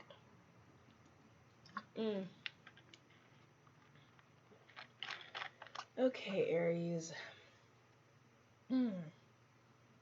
Focusing on how you can be of service to others, really, really important for you. Really important for you. How you can be in the thick of things. Like I'm feeling a little bit of that like natural Aries leadership, which I'm really liking. I'm liking. But to be in the thick of it.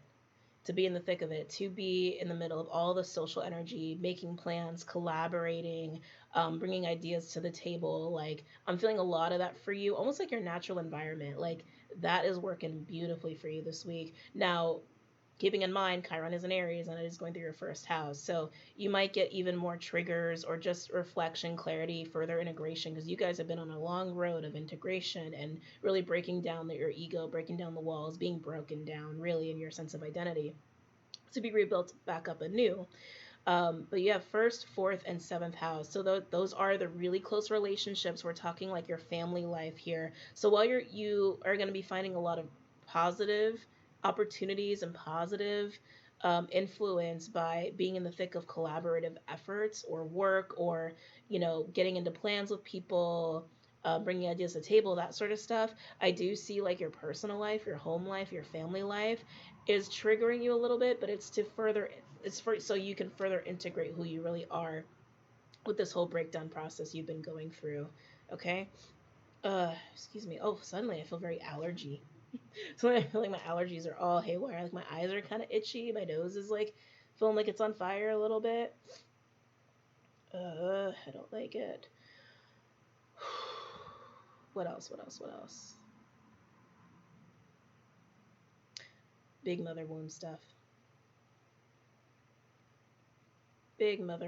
But I feel like these are breakthroughs. Like, again, Aries, you've been on a long road of getting broken down. And yes, this is part of the process. It might feel like a deeper part of the process.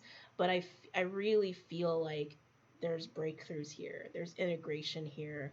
There's finding more comfort and more security and more understanding of yourself beyond the ego, beyond the attachment to emotions, right? Beyond, like the deep core of yourself and why we do the things we do, why you've done the things you've done. You've been very humbled in these last months. So yeah, and it's nice because like while you're in the thick of things, if you let yourself be in the thick of things, I think you're gonna like just feel really good. There's a lot of confidence that I'm getting for you in those kind of environments because you are reestablishing yourself and your identity and how you interact with people. Okay, but don't be shocked if you got family mother stuff coming up or even conflicts or triggers because I see that. Let's do Rider-Waite for you. If I can pick up the deck, come here. I don't know why it was so hard to pick up. Any messages or insights for Aries regarding this week?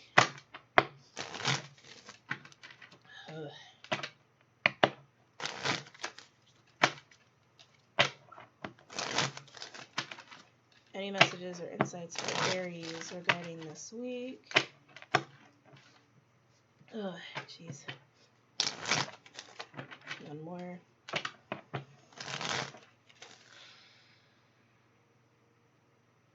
Showing me the King of Pentacles. Oh, I'm getting a bunch of stuff there. I just got the word father really strongly, but I also got leader. Yeah, Aries, this is a lot of integration that I feel like you're going through. Um, Integrating things relating to any fatherly energies, any father figures you've had, or what it means to be a protective, masculine, supportive kind of force. They're showing me the elk now. So you're definitely having a lot of masculine review. You're having a lot of masculine review, and I do feel like you are being challenged when it comes to motherly feminine wounding as well, but it feels like you are really stepping into this very mature, very healthy, very grounded, almost soft, masculine energy. And it's been part of the lesson for you for the road that you've been walking, but they're really specifically showing me King of Pentacles. Specifically the King of Pentacles.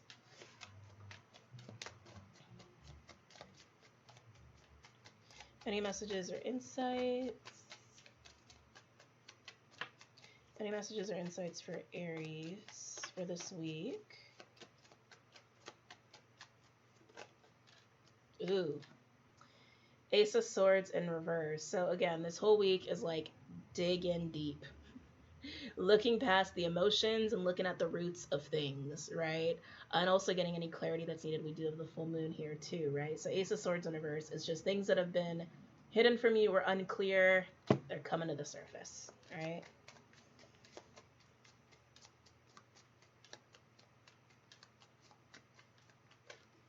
Your communication game is like on point. I keep getting like communication is like so on point for you this week. Ooh, Eight of Pentacles. With your effort, something's been unclear about your effort, your investments, where to direct it. Where to direct it. Like I said, I think you're actually better serving people and just like, and even just serving yourself by just being in the thick of social interactions, by talking to people, by engaging with people, being part of the plan making. Like that's how it feels for me intuitively when I tap in. Like I don't see a whole lot of solo time with you this week, but the the Ace of Swords is implying that there's been some sort of lack of clarity for you as far as where to put your energy, where to put your focus on forging things, creating things, destroying things. You've been wanting to do. I actually feel like you really just need to be around people in a supportive way. And yeah, talking and planning and helping to direct. It's like directing your energy means you need to be directing people right now, not necessarily being hands-on with like a solo task, if that makes any sense. Any messages or insights for Aries for this week?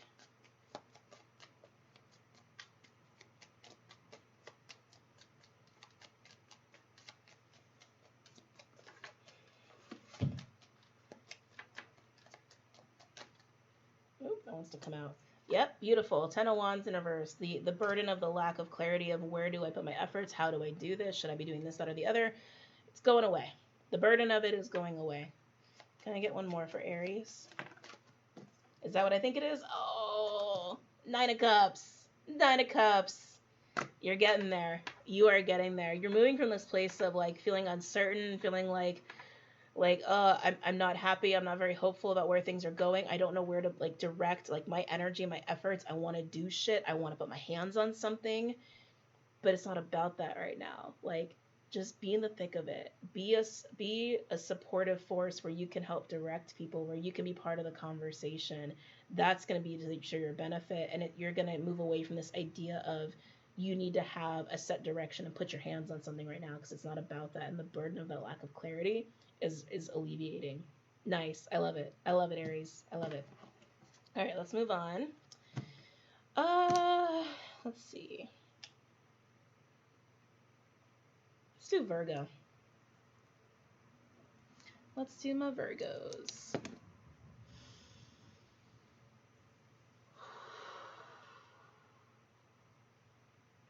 I've just been channeling so much energy because I've been taking my time. It's like I can feel it. I'm getting a little like oh. Virgos.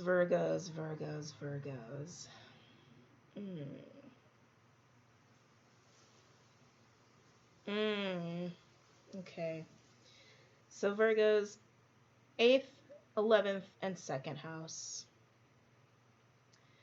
a lot of worry about image going on here. That's just what I'm picking up. Like insecurities and stories and narratives that you have about yourself relating to image and how people see you, and how it's like there's almost this like you don't want to be embarrassed.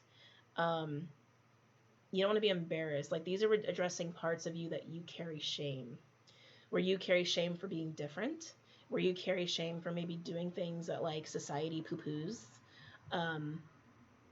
Like again, the parts of you that you kind of hide away from the world or even hide away from yourself, those kinds of things are kind of being brought to the surface. And I just keep getting strong image, image, image, image, image, image, image, image, image.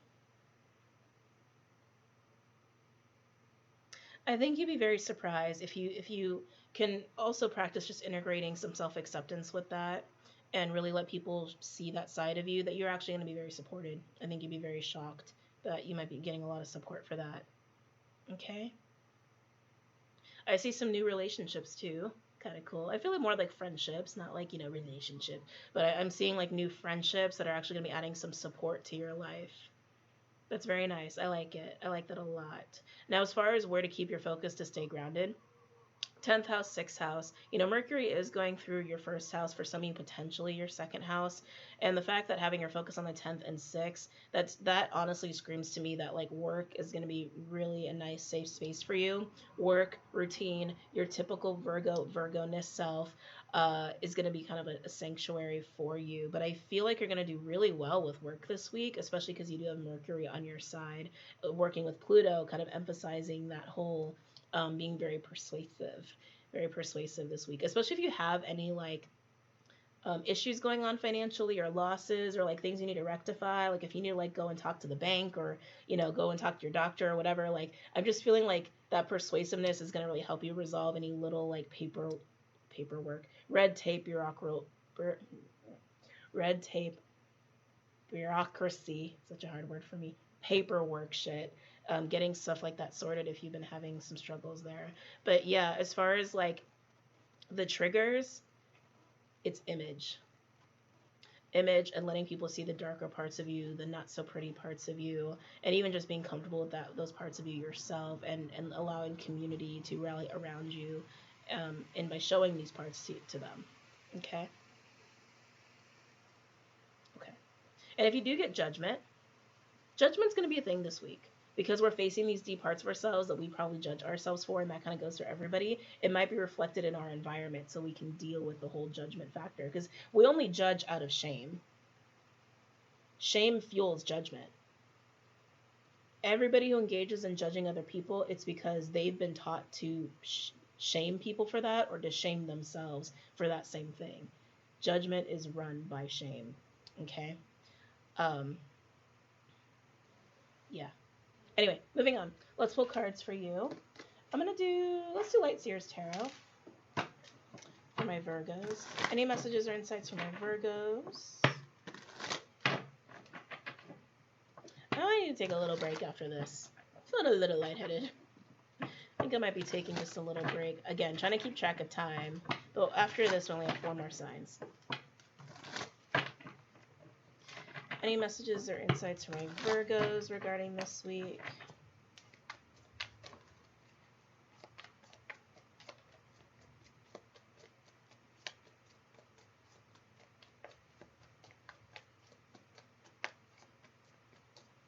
Any messages or insights for my Virgos regarding this week?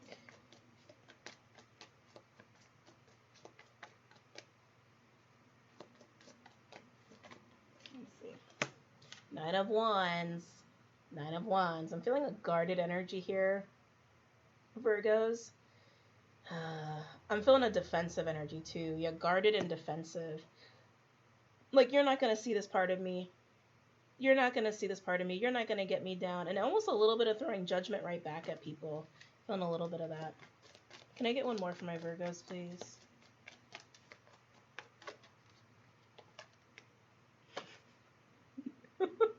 Emperor. Yeah, very protective. Virgos, this is a super protective energy. I feel like you are engaging in this. I feel like you are the Nine of Wands with the Emperor. You're not going to see my scars. You're not going to see my wounds. You're not going to see that part of me. You're not allowed. No one's going to see that part of me.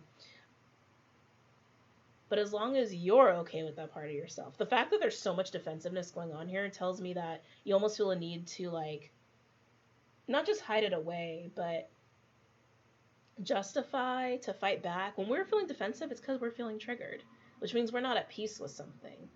So I really encourage you, I really challenge you to be okay with these parts of yourselves that you are ashamed by, or that don't fit some sort of expectation or societal expectation, or that people have shamed you for. Like, embrace those parts of you. Can I get one more for my Virgos, please? I'm hearing Gemini. I don't know if you're dealing with a Gemini, but Gemini is coming up really strong. Where's Gemini in your houses? That's 10th house. That is sort of and it's funny because 10th house also represents public image. It represents how you show up in the world publicly, and like how you execute your purpose, how you live your life, and how people can actually see you. Interesting. So yeah, again, image, image, image, image. Can I get one more for my Virgos?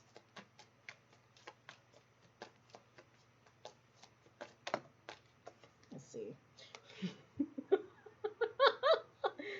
Defensive much?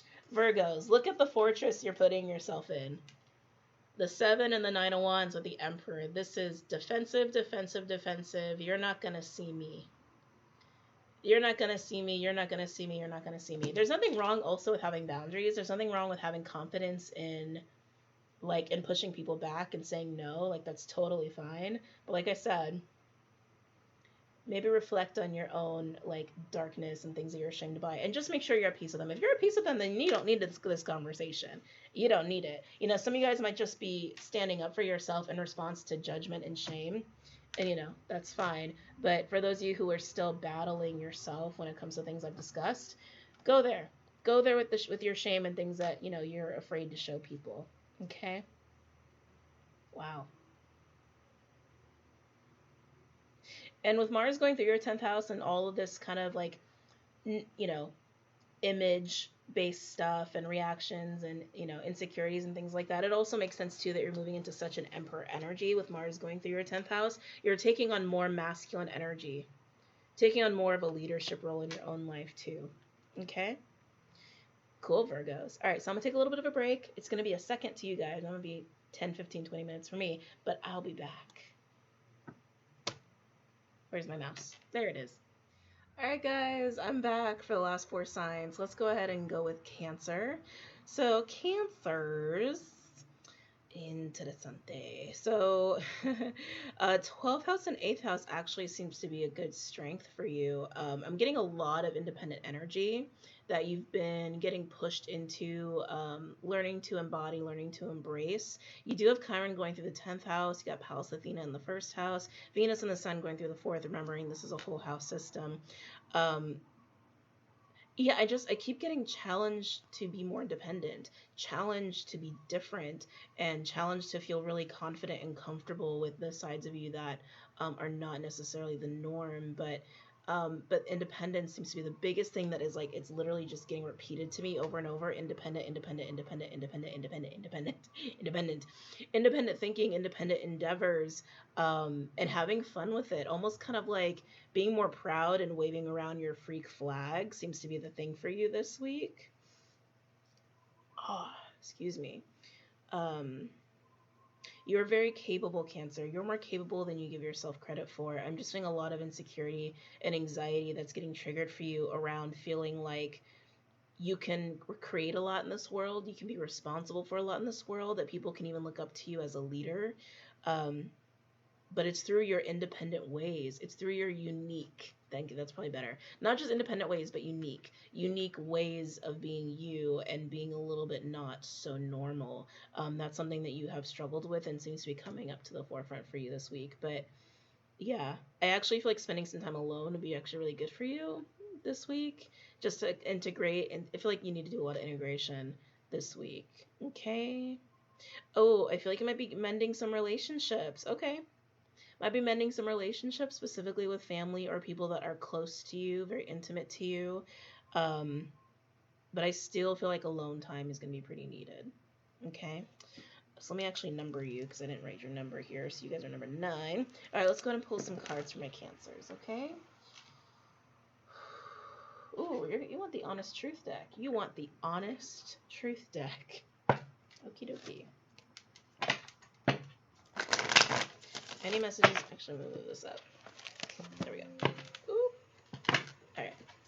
Any messages or insights for my Cancers for this week?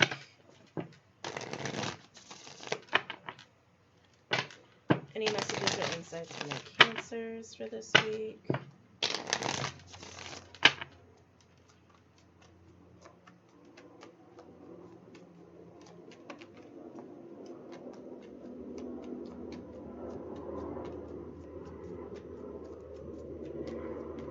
Let's see.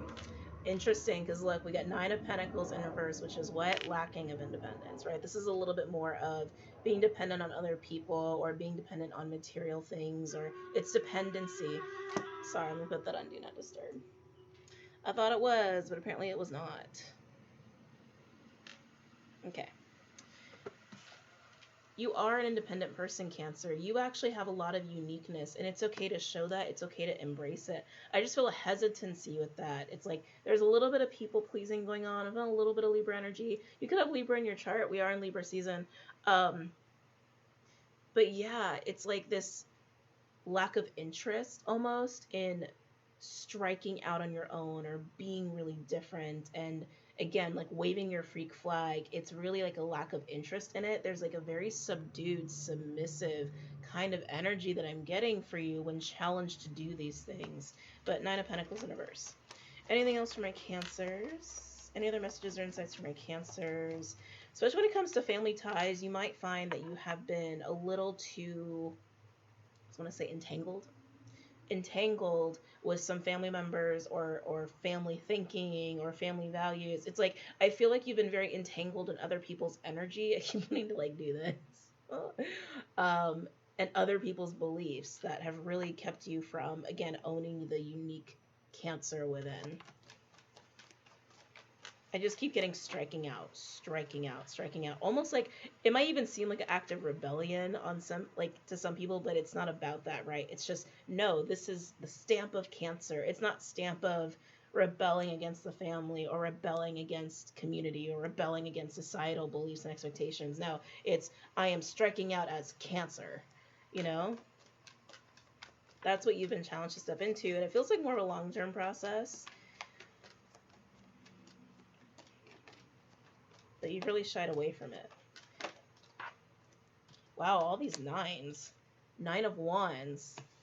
9 of Pentacles in reverse and the 9 of Wands. Yeah, you've really held back. 9 of Wands can be a resilient energy of like, no, push through. But the 9 of Pentacles in reverse and what I'm feeling for you, you've been resisting that process. You've been resisting embodying that part of yourself. But it's coming up this week. Anything else for my Cancers for this week? You might even have people actually triggering you and almost pushing you into situations where you need to, where you are required to. Am I taking these? No, too many. Any other messages or insights for my Cancers?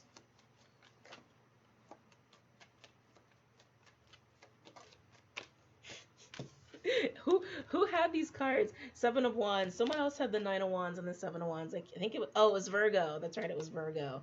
Wow. So now you have 7 of Wands here. I like the 7 of Wands being here because it's calling forward to have courage, to be a little brave, to break out of this comfort zone you have of not waving your freak flag around and not being extremely independent in your expressions of yourself. It feels like it's in the expressions of yourself and also acceptance of yourself, but it's like break out and be bright and shiny and just your unique self in this very independent way. Okay. All right. Moving on. Who's next? Libra. Actually, let's do Libra. I was getting a little bit of Libra vibes with you anyway. Okay, Libra. Ooh, Chiron in 7th. That's definitely a people-pleasing energy. How you possibly don't assert yourself enough when it comes to relationships. You don't take action enough or really act in your own independence and self-interest within relationships. That's definitely being highlighted here. You've got Venus and the Sun in the first house, which I actually really like because I feel like it's bringing a peace, like a little bit of peace and balance, to acknowledge, thank you, to acknowledge what you need, to acknowledge Libra. Feeling, actually, yeah, there's something going on with you in Cancer. Very, very similar astrological influence here, even though there's different houses at play. Then you have Pallas Athena in Cancer in the 10th house. But then you've got this 9 and 5th house going on. I feel like there's going to be a lot of strength for you in leaning into your own Queen of Swords energy. I'm feeling like you can find grounding and strength in practicing patience. That's coming up, actually. Practicing patience and willing to take in information and be observant and practice, utilize, thank you, utilize discernment here. I just feel a little bit of like a quiet, taking a step back, looking at the whole picture of things, just letting things play out and taking in information, not being such an active force, but being observant and being reflective. And patient. Patient keeps coming up for you. Patient, patient, patient, patient, patient. Relationships at this time, your present relationships might really challenge you. Yeah. Might really challenge your sense of inner peace and boundaries that you need to put in place or have tried putting in place to maintain that sense of peace. It's not always about other people. It's not always about what can be done within relationships. Libra, your life needs to be about you. It needs to be about you.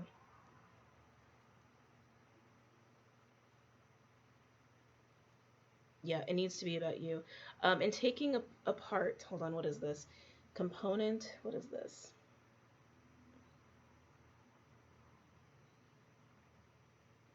There's almost like Aquarian energy here too that I'm getting. Like, to move into a bit of an Aquarian state of mind, this is like you just need to be in the biggest air Queen of Swords element right now.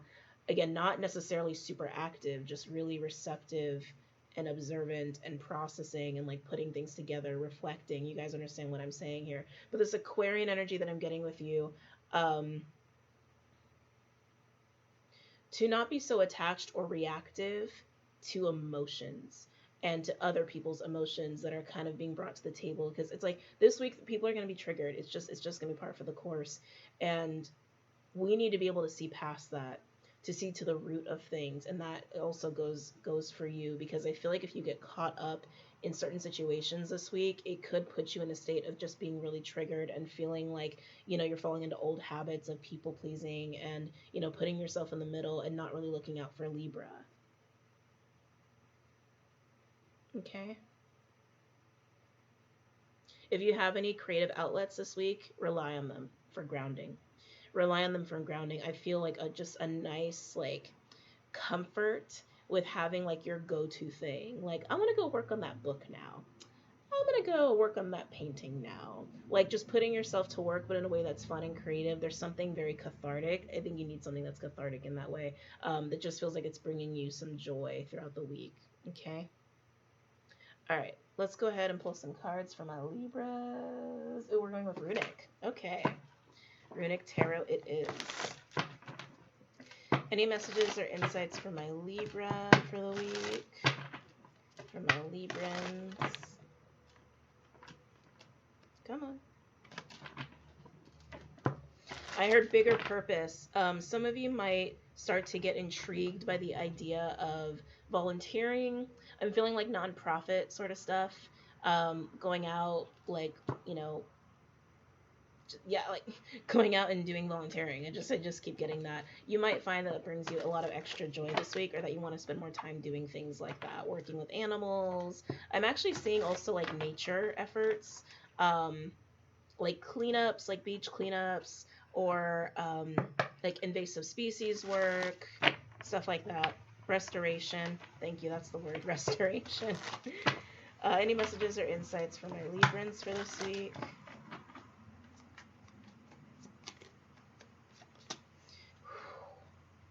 Oh, Libra. 9 of Swords.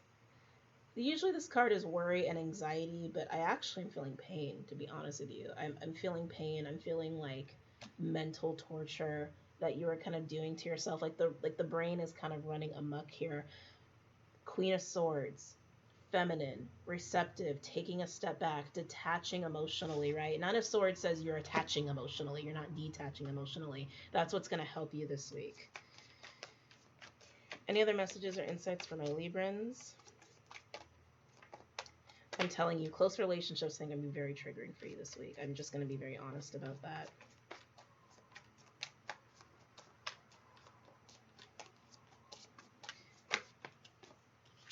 Oh, we have the Eight of Pentacles. I keep getting attachment. Eight of Pentacles, this could be worries about work. You're very invested. You're very invested in something working out, but it can be work related. It could be relationship related. It's something that you put a lot of energy and time into. I can feel it in your brain. It's like your brain is swirling around here. Maybe it's also something that, like, no matter how much effort you've put in, it's like things just don't go right, or things have been just really hard to get stable or grounded, or even the whole situation maybe has been very triggering and challenging for you. But whatever it is, I just want to say, like, shelve it. Like, to be honest, whatever this has been in recent past, I want to say, like, put it out of your mind for a week or so. Like, shelve it. You gotta detach emotionally from it because it's making you crazy. You want it to work. I need it to work.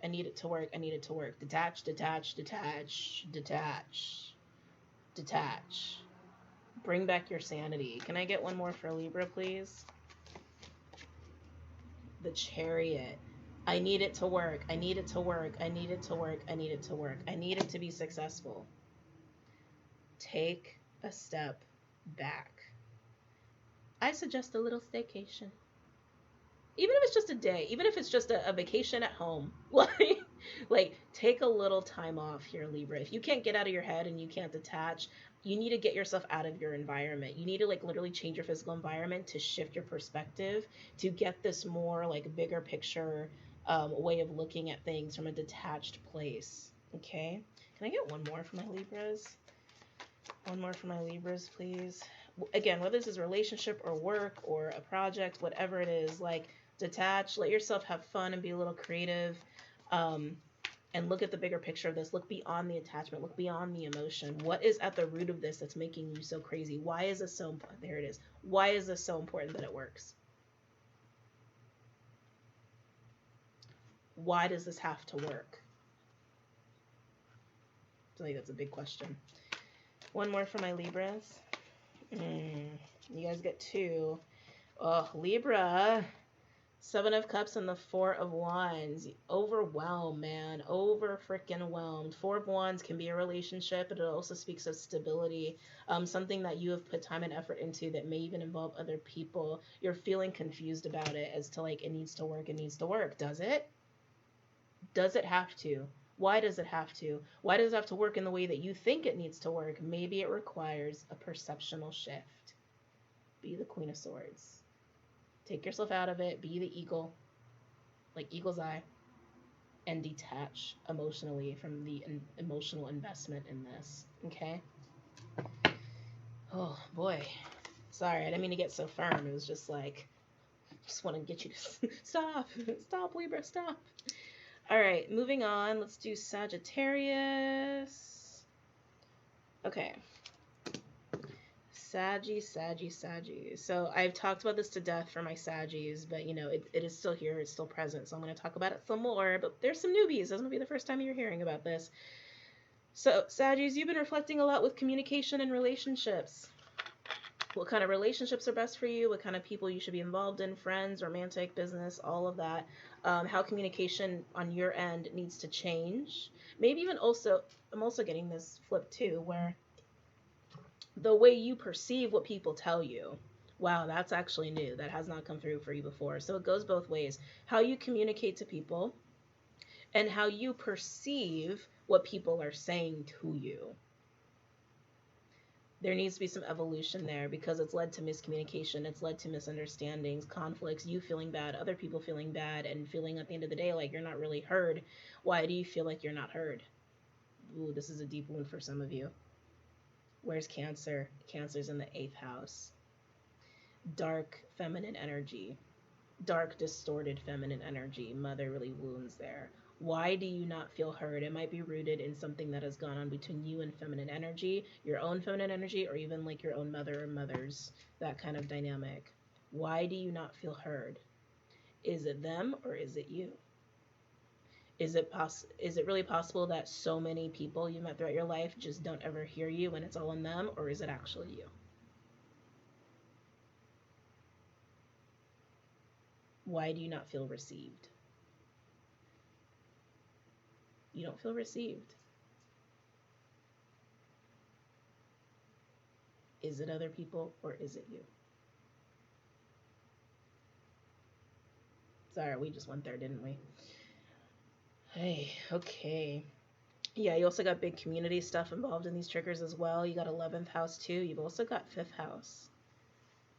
I mean, I am hearing the word reckless. Oh, Saggies, you've been going through it. So honestly, Saggy, I feel like long-term process and even what's going on this week, it just feels like it's been a road of facing a lot of your shadow and like a lot of like the parts of you that maybe are not as evolved as you'd like them to be, or not as developed as you like them to be, or the more impulsive side of you, and the consequences of that, the more harmful consequences of that. It's not a judgment, it's not a bad thing. We all go through that.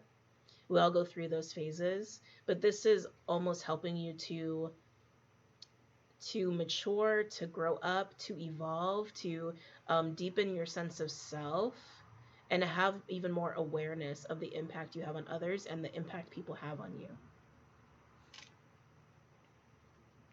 Let's pull cards.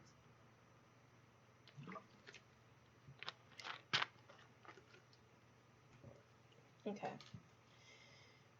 Whew. Let's do Light Seers. Let's do the Light Seers Tarot for my Saggies. Any messages or insights for Sagittarius? Any messages or insights for Sagittarius regarding this week?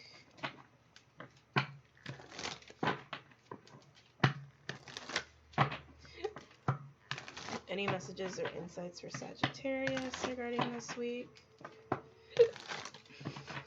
Sorry, it happens when I channel sometimes. Itchy noses and burps. Any messages or insights for Sagittarius for the week? Oh, Eight of Swords kind of wanted to come out. It went, hello. And then it just kind of went back in the deck. We'll see if it comes out. Wow. So Strength and the Three of Wands. I don't feel like you're here yet.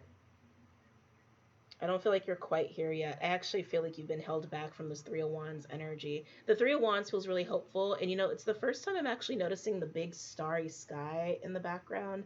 I've never noticed that very galactic sort of depiction there in this card. So there might be some galactic energies you're getting in touch with, or you're learning to channel or becoming more aware of. But Three of Wands for me feels really optimistic. Which you are innately optimistic. You are Saggy. You are Saggy. But you've been facing some heavier stuff, some darker stuff. That Strength card definitely screams taming to me. Taming and integrating your shadow in order to reach that Three of Wands space where you can look at things a little differently now. You can look at yourself differently. You can look at relationships differently and feel better. Feel better about your role in it and feel better about the experiences that you can have moving forward, that they don't have to be what you have experienced because you are, thank you, yeah, because you're learning to tame, you're learning to integrate all parts of yourself and evolve to have the experiences you want to have. Can I get one more for my Saggies?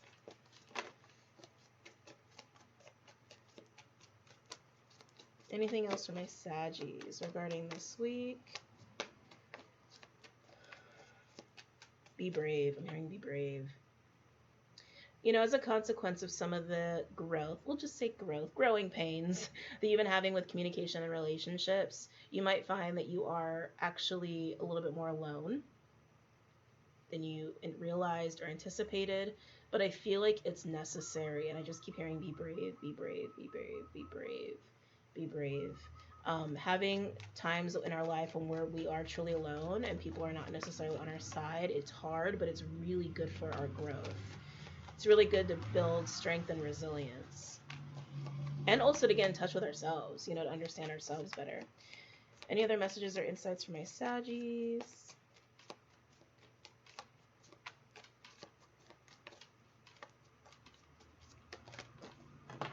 Let's see here. You got a few. Ooh. Okay, acknowledgement. Oh, I knew it was the Ace of Cups. Yes. We got the King of Swords and the Ace of Cups, and we also have the Page of Cups and the Ten of Wands. I just keep hearing acknowledgement, acknowledgement, acknowledgement. And then you have the Page of Cups with the Ace of Cups. This definitely is like, how do I say this? It's acknowledging of your emotions. It's acknowledging of your heart. It's acknowledging of what you want and what opportunities you would like to have and give to yourself, how you want to give yourself to other people, how you want to receive other people, how you want to be received. It's almost like holding your heart in your hand and talking to it, exposing it, understanding it, again, forging this relationship with yourself as a result of your growth and evolution and reflection and hard times recently with relationships and communication here. You're coming into a really good understanding, but you're also acknowledging the road you've been on. You're acknowledging the road ahead with that Ten of Wands. Beautiful. Beautiful, beautiful, beautiful. I love that for you, Sag. I love it. Some of you might actually realize the way that you've spoken and communicated has actually been burdensome for other people. It's almost like you have unknowingly and unintentionally and maybe irresponsibly thrown your burdens onto other people just because in your mind it was just sharing and speaking truth, but like you didn't take into account the consequence of what it does to somebody. That's something that's coming up here. And that could be vice versa too, where you've also experienced this. Some of you are also contemplating being very honest about this road that you've been walking and this process that you've been in. And some of you are contemplating being very honest to somebody about that. Some of you have almost been burdened by wanting to confess this, because you guys do like to confess. You guys like to be very blunt and honest, which is also part of the gift of Saggy. But some of you have really been burdened by this, and also understanding that maybe it's not your burden to throw on somebody else. Some of you also realizing you do just need to speak your piece and move on, regardless of the consequences. So, fine line to walk there, but that's part of this journey and this lesson for you, Saggies. Okay? That was a lot that I just channeled for you. I was like, where did all that come from? All right. Let's see here. So now we have Taurus, last but not least. My beautiful Tauruses. Hey, Taurus. Whew, what do we got going on for you? Okay.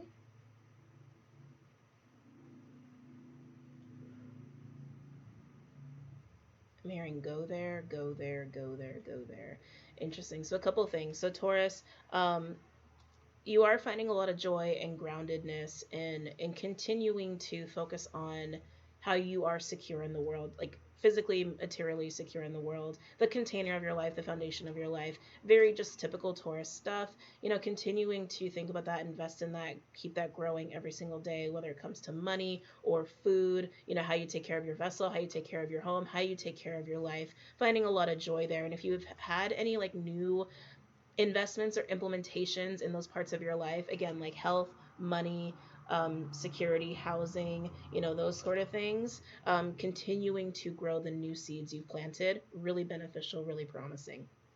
Okay, especially if you are taking care of other people or you are involved in philanthropy. The word caught me off guard, sorry. Philanthropy, really beneficial for you, Taurus. Now,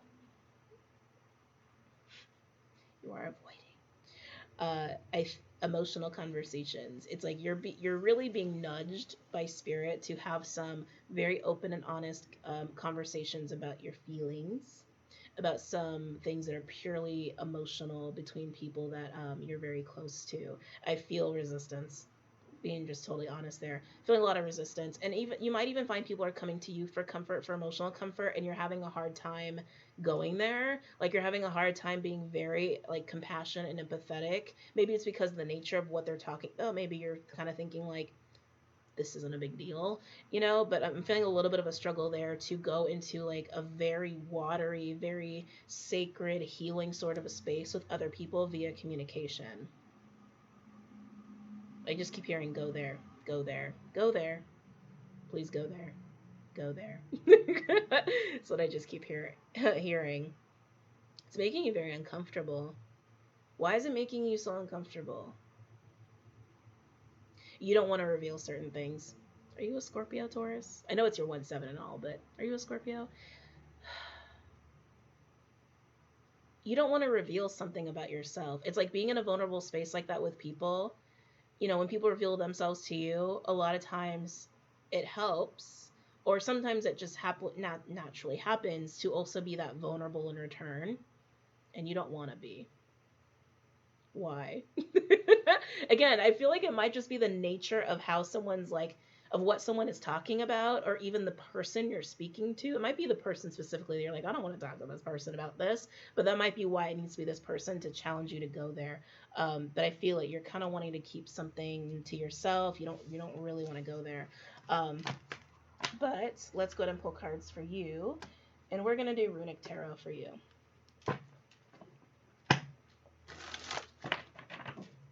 It's kind of funny. I'm sorry, it is. It's kind of funny.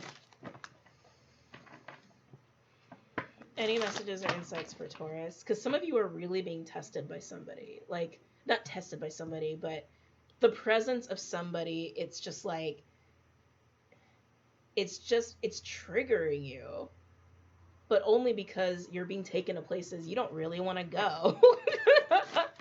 That's all. And I feel like it's also to potentially activate you, to get you to like open up your horizons a little bit, not just like to be to be emotionally vulnerable, but to also like open your mind. There might be a little bit of challenging your belief systems, and maybe that's also why you don't want to go there, because you kind of know your mind can be changed.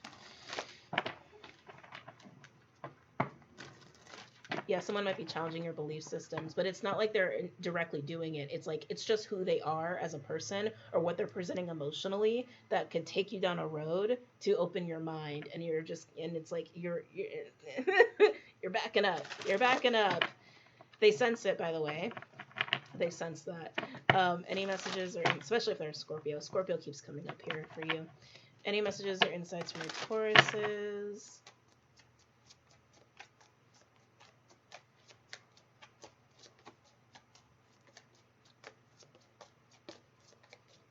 Any messages or insights from my Tauruses for the week?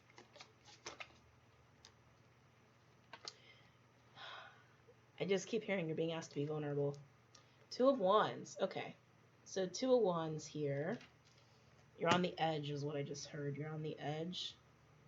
Yeah, I feel like you are having big perceptual shifts. I think you've already experienced that, but I think it's continuing. And it's just now with Chiron and Pallas Athena like all activated, it's very uncomfortable for you.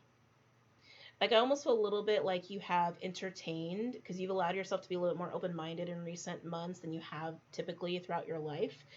You've allowed yourself to be a little bit more open-minded and maybe more open to certain people and certain ideas than you normally would be. But now it's getting to the point where you're being asked to go deeper emotionally. You're being asked to be more open emotionally, and maybe even to get more engaged and involved in some of these different ideas that you like have in the past been closed to, and it's making you uncomfortable. I don't know if you're necessarily being asked to ascribe to these ideas. What was that? Oh, oh God. I saw it in the picture. I was like, what? It's just a little ant. Sorry.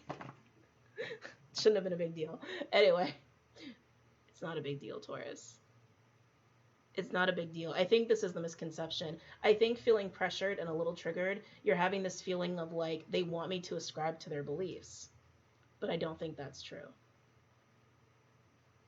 I don't think that's true. Or they want me to do this very specific thing. It almost has this feeling of like, I'm being forced to do something I don't want, or do something instead of just observing and listening and being in a supportive space. Now I'm being asked to ascribe myself to something, or to do something that I don't actually want to do. But I don't think that's the truth. I don't think that's the case. I think that's a trigger that's coming up here, but that's what I'm getting with the 2 of Wands. Any other messages or insights for my Tauruses for this week? But you are changing. Ooh, you're changing. I think you are getting triggered, and you're like, this person's forcing me, or they want me to believe this or that, or they're asking me to do this, and that's just not who I am. and you're triggered, right? And it's uncomfortable, but I think deep down you actually are changing. And there's something about the change that you're not really finding a lot of peace with. It's almost like deep down you're changing and you're fighting the change. And instead of recognizing you're fighting this change, you're actually getting triggered and almost lashing out at someone. We have the Six of Cups, the Four of Swords, and the Star. There is also, with this shift, there's a deep reconciling of some memories, some old versions of yourself. I'm definitely getting some karmic past life soulmate energy here, and it's putting you in a state of recovery. But look at where it's elevating you to. It's elevating you up to the star. Okay? It's elevating you up to the star. So as you are having this shift, again, you've been kind of leading up to this with like kind of being a little bit more open-minded, you know, kind of letting yourself talk to people you didn't normally talk to, or talk about things you wouldn't normally talk about. And now the experience is getting deeper, it's getting more real, and it's getting more true, and you're kind of like, oh shit. And on the surface you look angry, on the surface you're like getting irritated thinking somebody's forcing you. They're not forcing you. You're going through a shift and a part of you is leaving. You are evolving, and that's a little scary for you, but it's elevating you to the star. That's quite a spiritual evolution. The star also speaks of enlightenment. To be honest, I'm kind of getting the feeling of like somebody who's like been waking up, and deep down they've known they've been waking up, but they've been avoiding kind of like really embracing it. And now here's the moment of, holy shit, this is real, and holy shit, this is really happening, and almost a little bit of anger and sadness at the fact that it's happening. Truth. I'm hearing truth. Truth, truth, truth. In the midst of this process, some of you guys are also coming into some truth and understanding of your present life and the people in them. Truths you haven't been wanting to acknowledge and haven't been wanting to face. But it's time. There's a sadness there, so there might be some letting go of some things. But let me pull more cards. Any other messages or insights for my Tauruses? Seven of Cups. Confusion, and this is my card for emotional overwhelm. Confusion, emotional overwhelm. What's real? What's not real? It's all real. Like deep down, the things you've been feeling, the things you've been thinking, and what you've also been kind of avoiding, it's real. And it's actually very healing for you too, to embrace this change and this shift. I keep feeling like there's a person involved here, Taurus. It might be multiple people, not just one, that have been kind of leading you to the truth. And because your soul knew that, you were kind of rolling with it, but the ego was like, no, be careful. Ego's like, da. And now you're like, here it is. Oh shit. Moment of truth, moment of acceptance, moment of reality. Can I get one more for my Tauruses? And then oh shit, I gotta bounce. I gotta bounce. One more for Taurus, please.